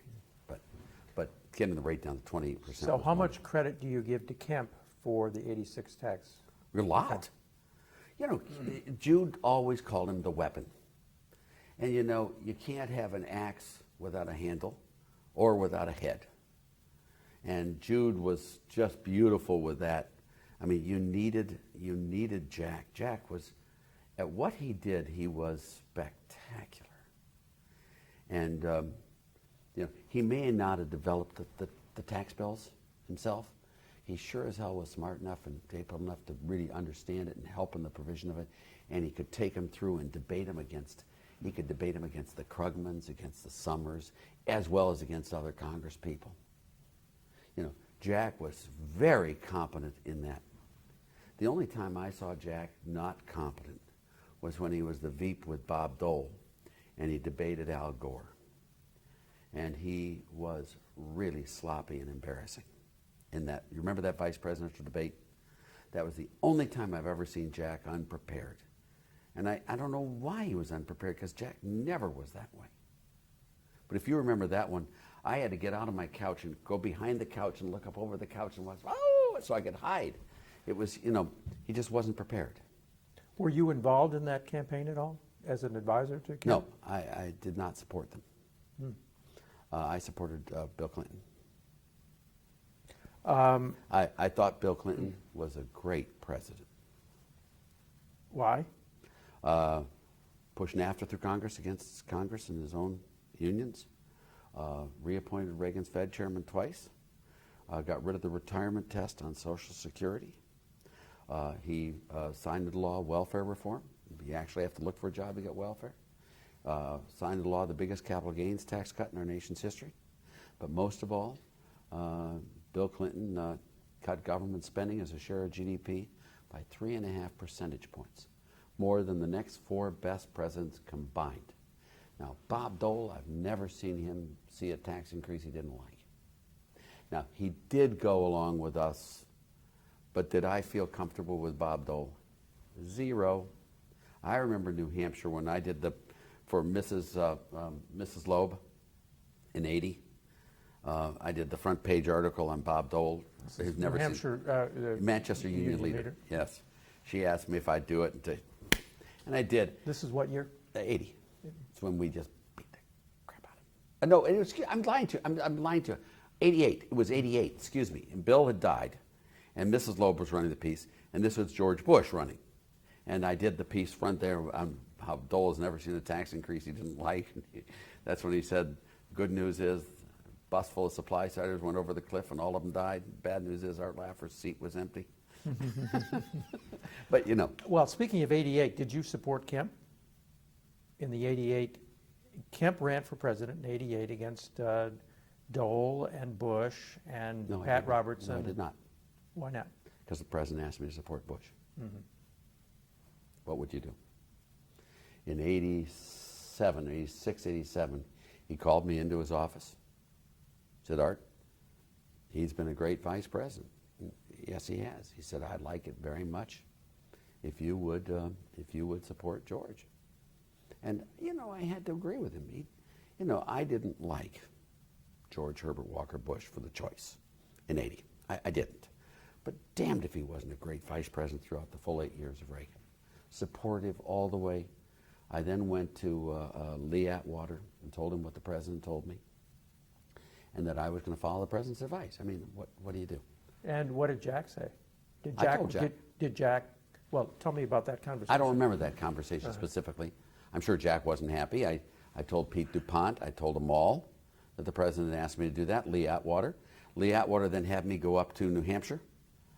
Bush had then called me in, we talked. That's when he promised me personally they'd never raise taxes. there you go. And he named me the lead delegate from California. So I was there, and then when he did the speech, and they will come back to me and ask me for revenue enhancers, I will tell them, read my lips, no new taxes. And Sam Donaldson had the cameras on me. I was smiling from ear to ear to ear to ear. And of course, but no, that's why I didn't support Jack then. Although I thought Jack did a good job on bringing Dole over. I really do. I didn't expect that on the Dole Kemp ticket. I didn't support them either. Okay. I supported Clinton. This was after when Bush was up for re-election. You supported Clinton because of the 90 tax increases. Yes. It was. Now, I've never seen anything more vile, crass, or vulgar in my life. Why so? Why? He promised. No, he promised. He promised me personally in his office he wouldn't. Art, he told me. He said, number one, they did work. I was wrong. They really did. Now, I'm not a professional economist, but damn, this economy is great. This is 1988. He's telling you this. He's telling me this. He and Lee. And Lee is very much our side. And then he says, number two, I aspire to being popular like Reagan. Reagan's like God. I mean, you can't run against him. I mean, he's the most popular political figure, and I aspire to that type of political popularity. So even if it didn't happen, so I personally promise you I will never, ever raise taxes in that room. Now, can I ask you for some help? I had a real problem with Reagan in New Hampshire. Would you go up there and help me with Mrs. Loeb and all the other ones up there? I'd like you to go with John Sununu and do that. And I said, of course I would. And so I did. I went and spent 3 days up there with Sununu, just the two of us, going around to all the people. I went and saw Mrs. Loeb. She said, I asked her if she would support Bush, and she said, Arthur, not a chance. I think you're a fool for doing what you're doing. I then explained to her how the president asked me to. And what would you do? She said, well, but she said, I got a deal for you. We aren't going to come out for Bush. We are not, under any circumstance. I won't. But I'll throw away our endorsement with Pete DuPont. And the second thing I'll do for you is I'll give you the front page of the paper the day Bob Dole announces. And I said, you got it. I loved her. Did you know her at all? I didn't. So you say that Bill Clinton was a great president, and yet he raised the top rate from 31% to 36.5 or 37, which all the Republicans said was going to crater the economy, and they all voted against it. So when he did that, what did you think? Now, I would have voted against that too. But, you know, to be so monomaniacal, to put Jude's phrase in there, as to think that there's only one thing that determines the whole economy, it's a mistake. That was a mistake, period. But it wasn't like Reagan's tax cuts undoing. It wasn't like the end of the world. This guy pushed NAFTA through. He put Reagan's Fed chairman in there. We're dropping the long rate from 9.1% to ultimately 5%. The welfare reform, getting rid of the retirement test, and so, you know, looking at it in the context of what he did, he was a great president. That was a huge mistake on his part. And it was more than just a huge mistake. He didn't get one single Republican in the House voting for it. He didn't get one single Republican in the Senate voting for it. In fact, he had a lot of Democrats voting against it, too. It passed in the Senate by the tie-breaking vote by Darth Vader himself, Al Gore. I'm just joking because Al Gore's a good guy, but it did. Then the Lord came out of the fields and attacked. In the election of '94, not one single Republican running for re-election in the House lost. Not one single Republican running for re-election in the Senate lost. Not one. Not one single Republican running for the governorship, running at re-election. That includes 2 under federal indictments. All right? We take the House, we take the Senate, we take the state legislature, we take all of that stuff because of that stupid guy's bill. And that created the perfect environment with Bill Clinton and that new Congress, Newt Gingrich and the whole group, to be the best thing ever. I thought it was the greatest era. Now, Bill Clinton hates me personally, but that's not my problem. That's his. He was a great president. A disgusting human, as I say to everyone. I mean, God, but my view was, Morton, that if he hadn't been elected president, he still would have been a disgusting human. We'd have just lost all of his benefits as being a great president. Okay, now, as a matter of intellectual history or economic history, during the 70s, when things were in such terrible shape under Jimmy Carter, the theory was that Keynesianism died. And people said, even Keynesians were saying that Keynesianism had died. It's back. Why did it not die in spite of the fact that, Yeah, that these Reagan... These one-liners are just a killer. Keynesian was never born. Have you ever heard of a poor person spending himself into prosperity? It's dumb economics. It really is. The idea that government spending can create jobs, the idea that the government has a single entry accounting system. If you bail someone out of trouble, you're putting someone else into trouble. That's why I was against TARP, all of that stuff. Now, here you talk about Jack. See, this is the problem with Jack. And this was the problem with Reagan, too. There were none of those programs. The housing bill, the agricultural bill, the add-ons, the Larry Summers, $600 per capita one, the Fannie Mae, Freddie Mac, the AIG, the Bear Stearns, TARP, and then they're all wrong. The reason we have such a deep recession depression is because of those bills, not in spite of them. And yet Jack and Steve Forbes and the others were very much in favor of TARP. Bob, came back from the campaign trail and McCain. I want to vote for it. Yeah, McCain voted for it. It's just, here is where you get the differences between what really is a supply side and what is someone who's learned a lot about it but doesn't really have it in his bones. Do you follow me? Are you a supply sider? Probably not. I'm an agnostic. I will get to that. There's one other area of history that I need to go. What about the time that Jack was HUD secretary? How much contact did you have with him during that period? Okay. It was a very uncomfortable time with Jack. He was having a lot of problems with Wendell Gunn and Mary Bush, and he wanted to put a 1% tax on all pension funds to fund something in housing, and he was slipping off the ranch and stuff like that. The Jack I loved was the 74, 75, 76, 77 Jack. That was the man who had not become part of the establishment yet. Even the man who was in those Reagan meetings in the 80s was the Jack Kemp I just adored and loved. He got himself fired from that, probably because he talked too much. But that's the Jack. Then by the time he got to HUD, I was unimpressed. I did think he did do a good job with Bob Dole. I thought he brought Bob Dole over. Then Jude went way off the ranch and, just became really weird. How so? I don't know, supporting Aldo Moro with Farrakhan. What? You know, just weird. He did one, which was just awful, Morton. And this is a guy I love more than life itself. We went up to Camp David when Bush was elected. Invited up there. The Bush and Sununu had 20 of us, 15 of us, 10 of us. H.W. Bush. Yes, H.W. And came back down, and all of a sudden I found these quotes about me, from me, all over the Wall Street Journal. And they weren't my quotes. They weren't things I believed in at all. I called up and what the hell was, the reporter said, well, that's Jude Winniski said that's what you said. I said, Jude, what the hell are you doing that for?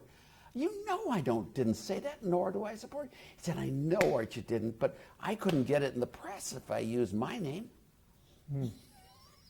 God. But, you know, it became, this is where the Machiavellian Jude started. He's standing out there with the Jeff Bell posters. Now, I'm a big Jeff Bell supporter. But, you know, Jude started going really off the ranch there. And Jack drifted into a different person as well. Because he became establishment? Maybe just age. I don't know what. I mean, he did propose a 1% tax on all pension funds to fund housing. He supported a lot of the housing stuff that went on there. I don't know what other problems he had there, but, you know, it just all of a sudden became a different... You were not as intimate with him then? Oh, no, I wasn't nearly as intimate with Jude or Jack towards the end. My era with Jude and Jack probably didn't end. But my 86 race in the Senate that I had, Jack refused to endorse me. How come? I have no idea. Did you ask him? Of course. And he said? No. Did he support an opponent of yours? No, I don't think so. But he wouldn't support me. Now, well, what were your disagreements at that point? none. That was a different Jack. Because he was leading up to his own presidential run. I followed him on the trail, going, why he should not be president. We'll talk about what goes around comes around. Then he called me over to his house afterwards, after the presidential race where he did not win. And I went and made sure that I didn't think he should be president. And then we came and we had a rapprochement. But that was the first real split with Jack. And it was, he was an usher in my wedding, for Christ's sake. When were you married? 82. So between 82 and 86, you became estranged? No, I didn't think so. We became estranged after he didn't endorse me, that's for sure. And how did he take his not getting elected or not winning the nomination, his defeat? I don't think he was 88? pleased with that, but I was not going to support him come hell or high water.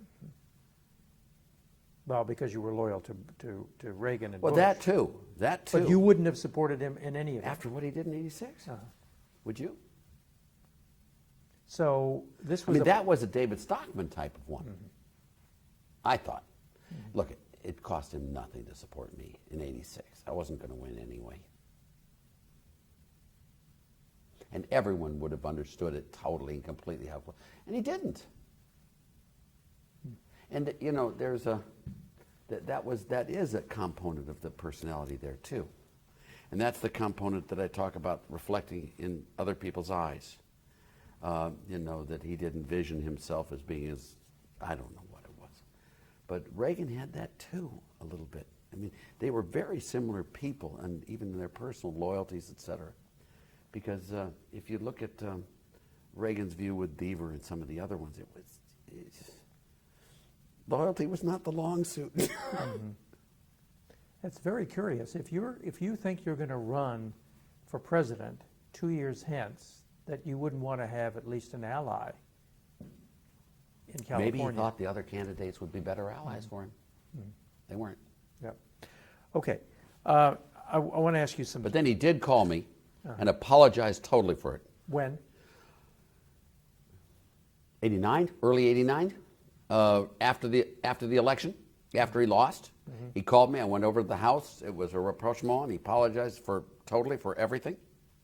And he wanted to become friends again, and we did become friends again. But with that history, it never became the same as it was. Right. Did he ever seem depressed as a result of his defeat?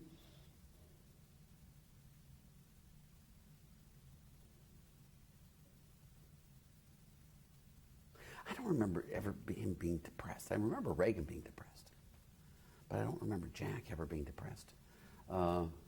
Disappointed. But I don't remember Jack being depressed. You know, when his brother died, it bothered him a lot. I knew Tom real well. And I know Jack was very, very upset by that, really was. I mean, Tom's death, I think, was unexpected for anyone. Mm-hmm. But I don't remember Jack ever being mopey. Mm-hmm. That's not his or my personality. Mm-hmm. Reagan, the only time I remember Reagan that way was when he got shot. And that was really a seriously long down period. He wasn't the same man, and then it came right back up in mid-'82. Right. Okay, now this is by way of, this may not actually be part of the oral history, but this is for getting my head straight, okay? So, I've talked to Bruce Bartlett, who makes what seems to me a fairly persuasive case that supply side was absolutely right for the period when you had very high inflation, very high tax rates, and high unemployment, right? So, and the rate was at that point 70, right? Unearned income, yes. Okay, so. But that it is not necessarily the right policy for a period when you have disinflation, high unemployment, very high deficits. So that there may be a case for you yourself say that there is a timing issue of when government spending is a good idea, when taxing. Let's just do taxes. Okay. Let's just not worry about all that stuff. Government spending is taxation. That doesn't mean you don't do it. It means that you look at the cost, and you see what the cost is, and you see what the benefits are. And if the benefits exceed the cost, you do it. If they don't, you don't. But don't pretend that you can take resources from the economy and give them to the people based upon some characteristic other than work effort, that they come free. That's stupid. That's bad accounting and bad economics. To think that happens. Now, are there times when you should raise tax rates? Yes.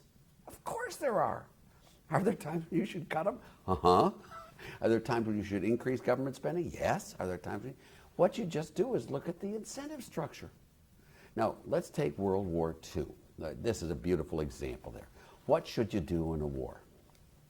Well, when you look at the time pattern of production, what you want to do is maximize production during the war so you win, so you don't get killed.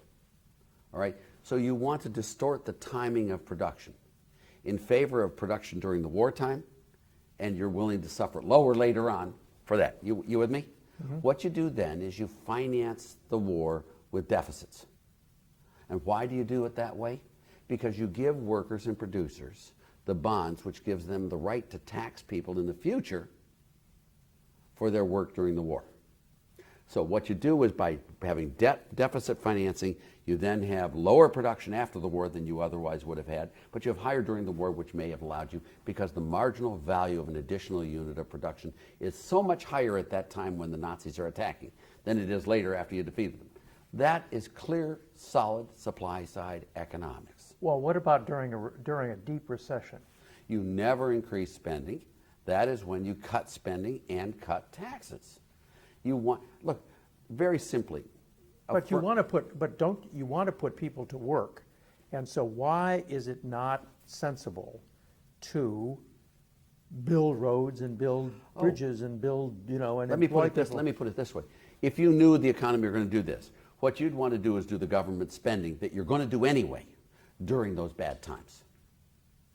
That is very true. If you got a bridge that is very economically sound from the standpoint of taxes, you would do it during the bad times, that's the most reasonable time to do it. But you would not do something in addition to that to stimulate employment, period. Firms, when they make a decision to employ a worker, look at the total cost to the firm for employing that worker, gross wages paid. If gross wages paid are higher than the marginal value product of the worker, I'll guarantee they won't hire them. If they're lower, they'll hire them. Downward sloping demand curve. workers could care less how much it costs the firm to employ them. What they care about is, what do I get for my 8 hours? What type of house can I live in? What type of food can I eat? What type of stuff can I buy from abroad? What type of stuff can I leave for my grandkids? I want to know my net wages received. What they do is they look at the net wages received and they compare it with what they'll get compensated for by being unemployed. Okay? If net wages received exceed the payments I get for being unemployed, I'll work. If they're less, I won't supply. The difference between what it costs a firm to employ a worker and what that worker receives net is what we call the tax/expenditure wedge. It works all the time. Now what you do is you look at the marginal value product to society of an additional unit of output over time. There are timing differences. Then you gear the wedge to those times to get it so that it works out over the period. But it's really straightforward. It never changes. Okay, It's so always in supply-side economics. In response to the collapse of 08, 09, what would it have been wise to do? Nothing. Well, the banks would have failed. So, Well, the whole economy would have come crashing down. and God would have come down on the earth and hauled all the dead people out and taken Well, them we down. did have a Great Depression. Oh, that was because we did the same damn thing then as we did this time. If we had done nothing, it'd have been 2000. Nothing. Wouldn't even seen a blip. But because we did this, we made it really bad. I know you don't believe me. No, on well, that. I know you you, don't. but I'm persuadable. But If you go back to my piece I wrote at the Yeah, yeah. time, and everyone is against it, but bottom line, what we did is whenever politicians make decisions, when they are either panicked or drunk, the consequences are always ugly, Morton. I can tell you about 71 when we did Camp David, when they did the Watergate stuff, whip inflation now, Jimmy Carter's energy problem. I've watched it all of my life, and I watched these guys squealing like 5-year-olds in a scary movie, grabbing their private parts, and they screw things up big time. The reason the market collapsed, this person's view, is because W was really unpopular. And when the election was coming, people started seeing what might happen. Stock markets forecast what will be, not what has been. All right?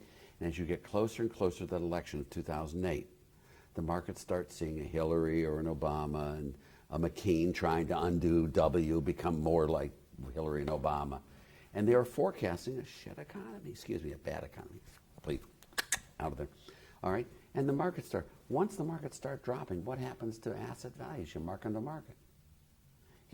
All of a sudden, this whole thing implodes on itself. There was nothing wrong with the economy in 2006, 2007. The housing collapse had occurred much before 2008. It was all of a sudden the forecast of the market of what will be with an Obama or a Hillary, with a Pelosi and a Reid. And the market was very right. But would you say that George Bush's economic policy was supply side? George No. W. Well, I mean, but he cut No. tax rates. Yes, he did. And he But- also used the toilet number one. He also used that. I mean, he did cut rates. The first bill had no rate cuts. None. I'd have voted against it as a right-wing Republican in Congress. The second one was 95% interest thing, tuition tax credits and baby credits and a little bit of rate reduction. Just a little bit. That's after 9/11. The only parts that were good was dropping at 39.6 to 35, lowering the capital gains tax rate and the dividend tax rate and the estate tax. Those were good. That's a lot. No, that wasn't a lot. I'm very sorry. I really don't think it was a lot because he increased spending to the ceiling. And remember that taxation is ultimately spending. What we're talking about here, remember, go back to the very beginning of our conversation. It's the constellation of tax rates that matters, not the level. If we cut all taxes to zero, every tax to zero, but didn't cut spending, what do you think would happen to the economy? Nothing good. What you have to do is the relative tax rates are the key there. W didn't do much on that, but he sure as heck increased the overall tax burden a lot. And he did it by paying people not to work, by paying people to have more kids, all the wrong things. If you want to have a kid, that's wonderful. But do it because you want to, not because you get a subsidy for doing it or for a tax for doing it. You want to have a low rate, flat tax on everyone. And that's not what W did. And that's not what he did on the spending either. Well, his Or invasion of Iraq. The Democrats or Keynesians would say that, look, George Bush lowered tax rates by a lot, and he had very slow growth. Well, those are not really totally true, but let's say that bottom line is there are a lot of things besides tax rates that matter. You want to have a low rate, flat tax. You want to have spending restraint. That is the ultimate tax. Remember those three I went through. You want to have spending restraint. You want to have sound money. All right, you want to have limited quantity of money to keep its value high. That's why the gold standard is so good, or why Volcker did such a great job, and he did. Then you want to have minimal regulations. Everyone knows we need regulations, but you just don't want to go beyond the specific purpose at hand and do the collateral damage. And lastly, you need free trade. W was not a good president. Now, did I vote for him? Yes, I did. I did not. I voted for Clinton twice. I had a hard time and I like Al Gore a lot personally. I just didn't see Al being pro-growth the first time, and I thought W would be okay. And then the second time, Kerry, geez, you couldn't have picked a worse one if you had to. There's nothing good that ever has come out of Kerry. So now I'm sitting with, and if the Democrats had put up a decent candidate, I'd have gone for him in a heartbeat. Okay. Does that make any sense to you? Yeah. Now, theoretically, one of the things about the Laffer curve is that except for 0 and 100, there are no numbers in it. So what is the sweet spot here? And when do we get into the prohibitive zone? Let me. The reason why there are no numbers is it can't be used that way. It's a pedagogic device to illustrate a principle. At zero tax, you get 0 to 120%. So if every time you went to the office, instead of getting a check, you got a bill, you would. The tax rates affect output and in consequence affect revenues. First place, while there's no numbers there, there's no time frame there. Revenues over what time period is it? There's no thing there. It's a tax rate total. If you change one rate out of 5, what happens? What if you're willing to wait 6 years for the results? These are all just it's an illustrative device to show people that there are actual consequences to tax rates other than just, it's like pricing. It's pricing situations. So to use it in terms of a numerical example is really inappropriate. Now, when you're doing a model and you're doing econometric estimates, you want to sit there and say over time, you know that the longer you're willing to wait, the more likely it is that a tax cut will increase revenues.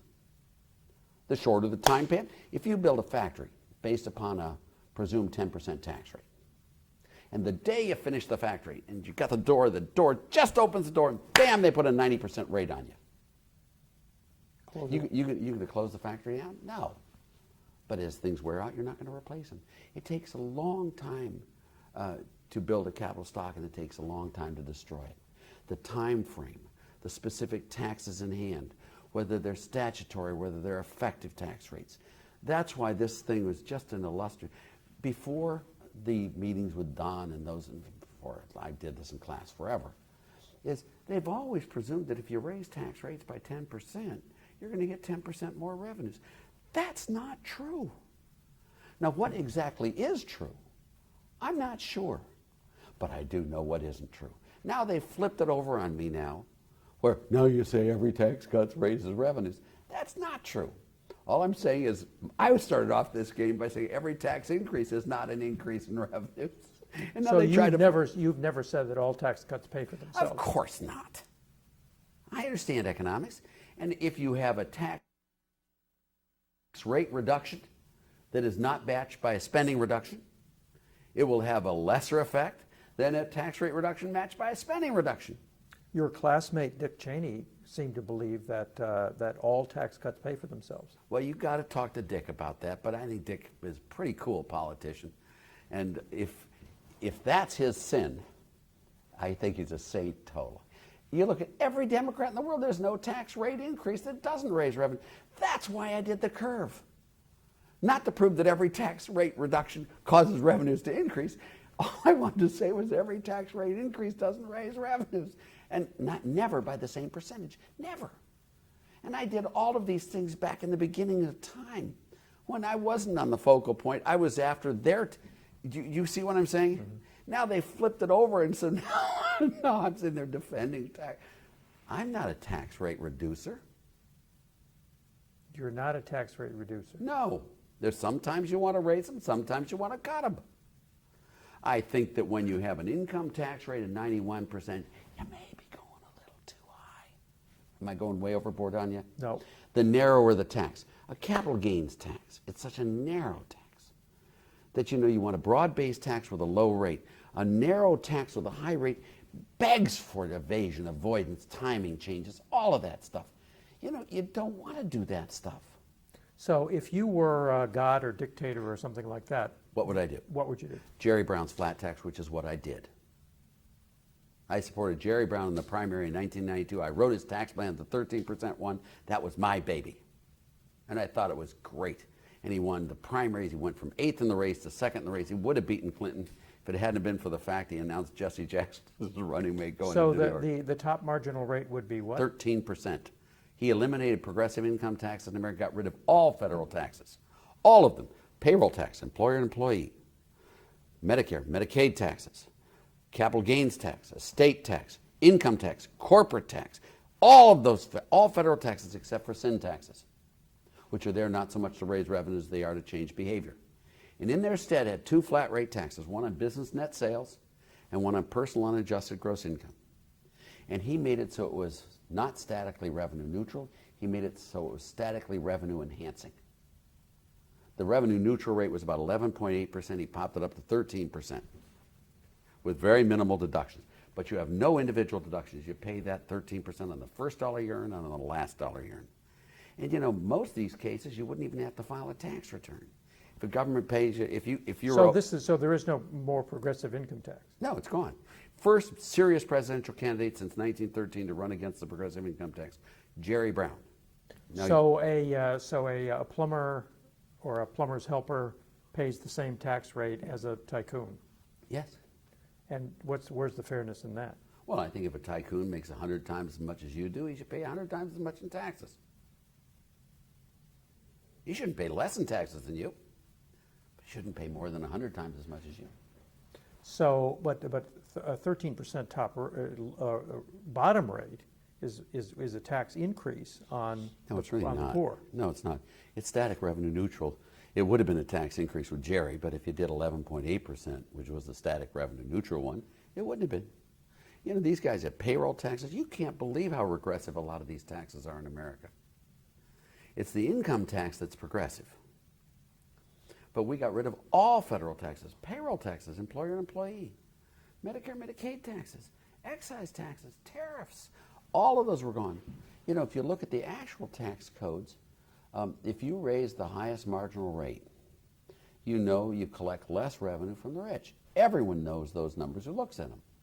And that really is true. Why on earth would you ever want to raise a rate if you're going to collect less revenue? No, what's your logic? And you know very well that the lowest rates are the ones where you get the revenues. These guys down there at the low rates, they don't have lawyers, they don't have accountants, they can't change the timing of their income, they can't change the location of their income, they can't change the composition of their income, they can't change the volume of their income. Rich people can. It's the way the world really does work. As much as you may wish it to be different, it's not. Pretty people are attractive at parties more than ugly people, even though you may want to, Mr. Harrison Bergeron, like it differently. It ain't true. So the essence of what government ought to be doing right now is tax reform, I take it. Yes, it is the primum primorum. And it is part of what the Deficit Commission recommended. They did a lot of stuff I liked. Let me just do one with you that really is important. And let me just do it the logic with you, the mortgage deduction. if I borrow $100,000 at 3%, and I lend $100,000 at 3%, have I done any economic consequence other than being a conduit for a loan? No. Should I be liable for taxation? The answer is no. What you've just told me with that example, Morton, is that either if all interest income is taxable, then all interest expense must be deductible, or neither interest income should not be taxable. One of those two has to be true. You with me? Mm-hmm. Now let me give you the second example. I borrow $100,000 at 3%, and I lend $100,000 at 6%. Have I done something of economic consequence that warrants taxation? Yeah, I'm a bank, I'm an insurance company, I'm a savings loan. I've created value added. I should be liable for taxation. What you've just told me with those two examples is all interest income should be taxable and all interest expense should be deductible, period. Did I tell you the purposes to which I put those loans? No. There is no economic logic for not allowing mortgage interest to be deductible as long as it's taxable to the people who lend it. Anything other than that will distort the capital structure and will make it. I can easily have in my portfolio of investments a mortgage, and I have a mortgage on my house. That's perfectly rational. But now if you don't let me deduct the interest here, I'll sell that mortgage off and pay this one off, and I'll distort the capital structure. You follow me? So I know it sounds like it's, but all these guys say, oh, well, you're in favor of some deductions. No, I'm in favor of economics. The reason you want to eliminate deductions is not because you don't like deductions. It's because you don't like irrational, biased, distorted things. Right. That's why mortgage interest should be deductible and taxable. Do you have a notion of what percentage of GDP federal government should represent? No. No. Not really. I mean, that's what the political process does. And shouldn't it be higher, given the fact that we have this aging baby boomer population? Right now, no, I don't think so. No. You know, what I said here was, what you do is you take $1 worth of a spending, and you take the cost of that per dollar. Now, when I say it's $1, I'm really not telling you the truth. But you know, here are the taxes to pay for that $1 worth of spending. You know, question is the damage done by the taxes, do they exceed or are they less than the benefit done by the spending in the political calculation? And there's no reason why aging or not aging, or you can make up all sorts of stories you want, but bottom line, it's that calculus. Now, the truth of the matter is, you've got to raise a lot more in taxes to be able to get $1 of spending. When I raise tax rates on you, you distort your income, that you pay all sorts of tax return filers, blah, blah, blah. It takes a lot of time and money to move it from the IRS to the departments and agencies to distribute it. When they distribute it, they usually distribute it to people and make them pay a lot of money to be able to get it, and then they distort their behavior. My guess is $1 worth of taxes, you can probably get 20 to 25 cents worth of spending on average. I think that's about right. But God knows. I mean, I don't know that, but I did this big paper on that, and it comes out about that range. So when Laura Tyson says, well, your government looks at $1 and says, is it worth there? And the private sector looks at $1. No. To get that $1 from the government takes $4 out of the private sector. To get that $1 out of the private sector takes $1 out of the private sector. Right. It's not an even balance. But all of that considered, you know, we need government badly, and we need it to be well funded. And that's what a political process is all about, isn't it?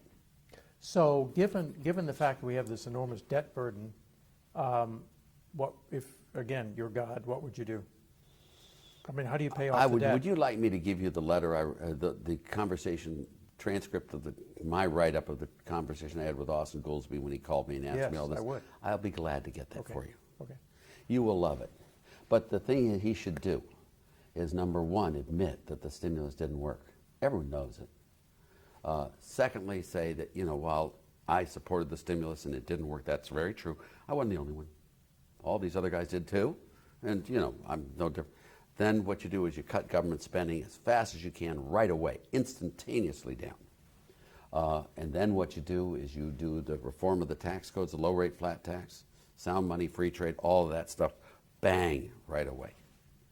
And you stop paying. I asked Austin, I said, what did you extend those unemployment benefits for? For 13 months, the 99-week unemployment. Do you want to maximize the unemployment rate at election time? Is that what you're doing, Austin?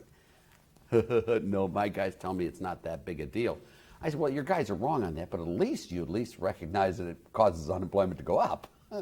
I mean, you're not like Pelosi and Reid and Larry Summers, blah, blah, blah, who thinks that just giving people raising their unemployment benefits stimulates the economy. I mean, if you saw my piece in the Journal on that, let's raise it to $150,000 a year. These guys' economy will be so damn stimulated they'll have to take their $30,000 a year jobs back. Right. It's silly. And what you do is you go through all that stuff. It's really simple to turn this economy. And when Pawlenty says 5% growth, we can get 8, 9% growth in this country if you let me run it. I can get rid of those unfunded liabilities. You give me a long weekend with a sharp pencil and a magnifying glass, you won't even know they're gone. You saw what we did with Social Security under Reagan. No one even talks about it. We extended the age of retirement. We subjected half the benefits to the income tax. You know, all that stuff. So have you written a piece that you got this crisis going on right now? I mean, over the debt ceiling and all that, and these guys are getting together and they're not able to reach a deal, and so on and so forth. Shouldn't there be the Laffer deal? Okay, here's what to do. Yes. Let me tell you what my view is on the deal. The Republicans have to understand that 2010 was the preamble.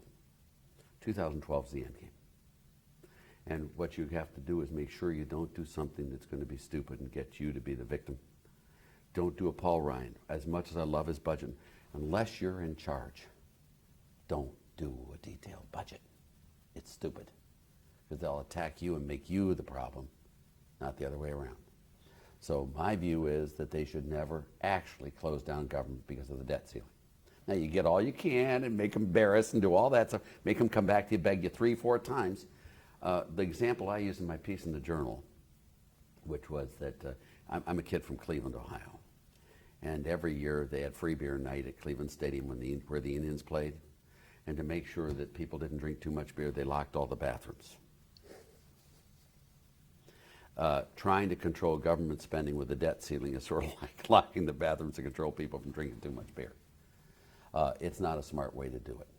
But what we have to do is just focus on these people until 2012 comes around. We should pick up seats in the House.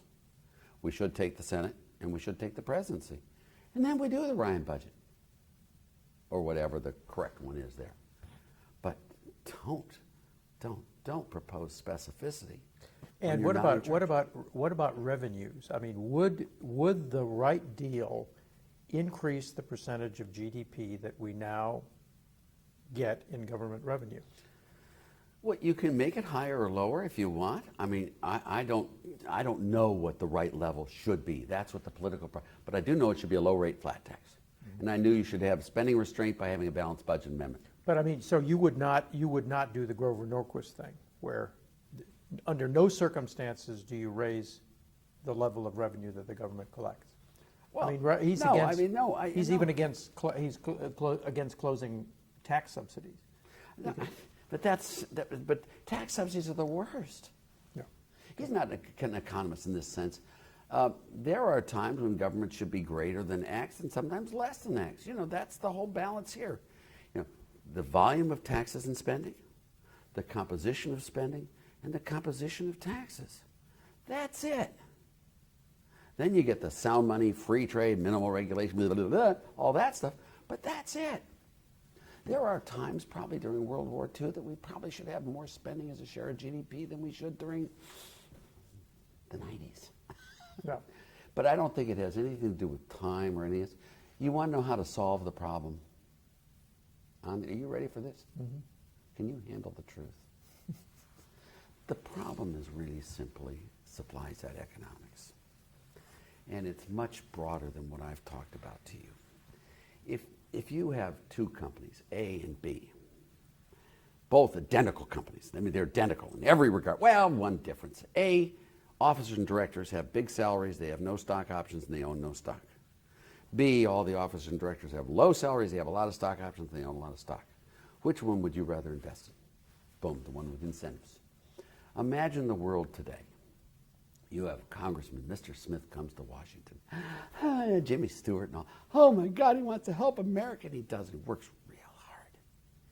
And he talks everything, works it in, and gets the unemployment rate comes down, the rate of inflation comes down, and the economy goes to full capacity. We dominate the world. Peace centers.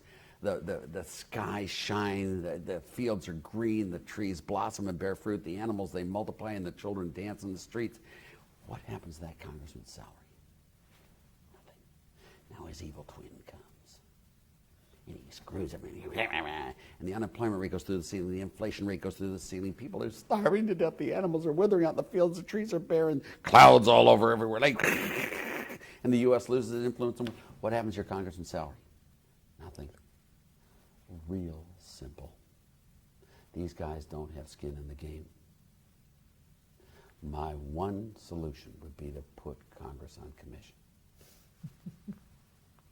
You give them all a shadow portfolio of $5 million. Sit there and say, let you keep all the capital gains tax-free and hold you personally liable for all the capital losses. You and I'd never have to have another conversation like this. The U.S. would dominate the world for thousands of years. Your children would dance in the streets and your grandchildren would. You cannot have a fixed salary government, period. I can talk to you all day long. How do I get to Maxine Waters? She could give a damn about anything I've talked to you about today. Maxine, you're going to get $1 million for serving in Congress if you vote the right way. You're going to get penalized and put into bankruptcy court if you vote the wrong way. She doesn't have to work through her husband on the wall anymore. She can do it on her own. Okay. Charlie Rangel, all of them. You know, I could go on every. What's wrong with that? Okay. I think we're done. Have you had fun? I've had fun. I've had a lot of fun. Have you had fun? I have had fun. I like it. Good. Thank you You so will. much. You will. Do you mind if I get a copy of this? Oh no, you'll get a copy Of just this? And you get to you get to. Since we're Are on we video, turned this off now? Yeah, Martin? turn it off. Yeah. Yep.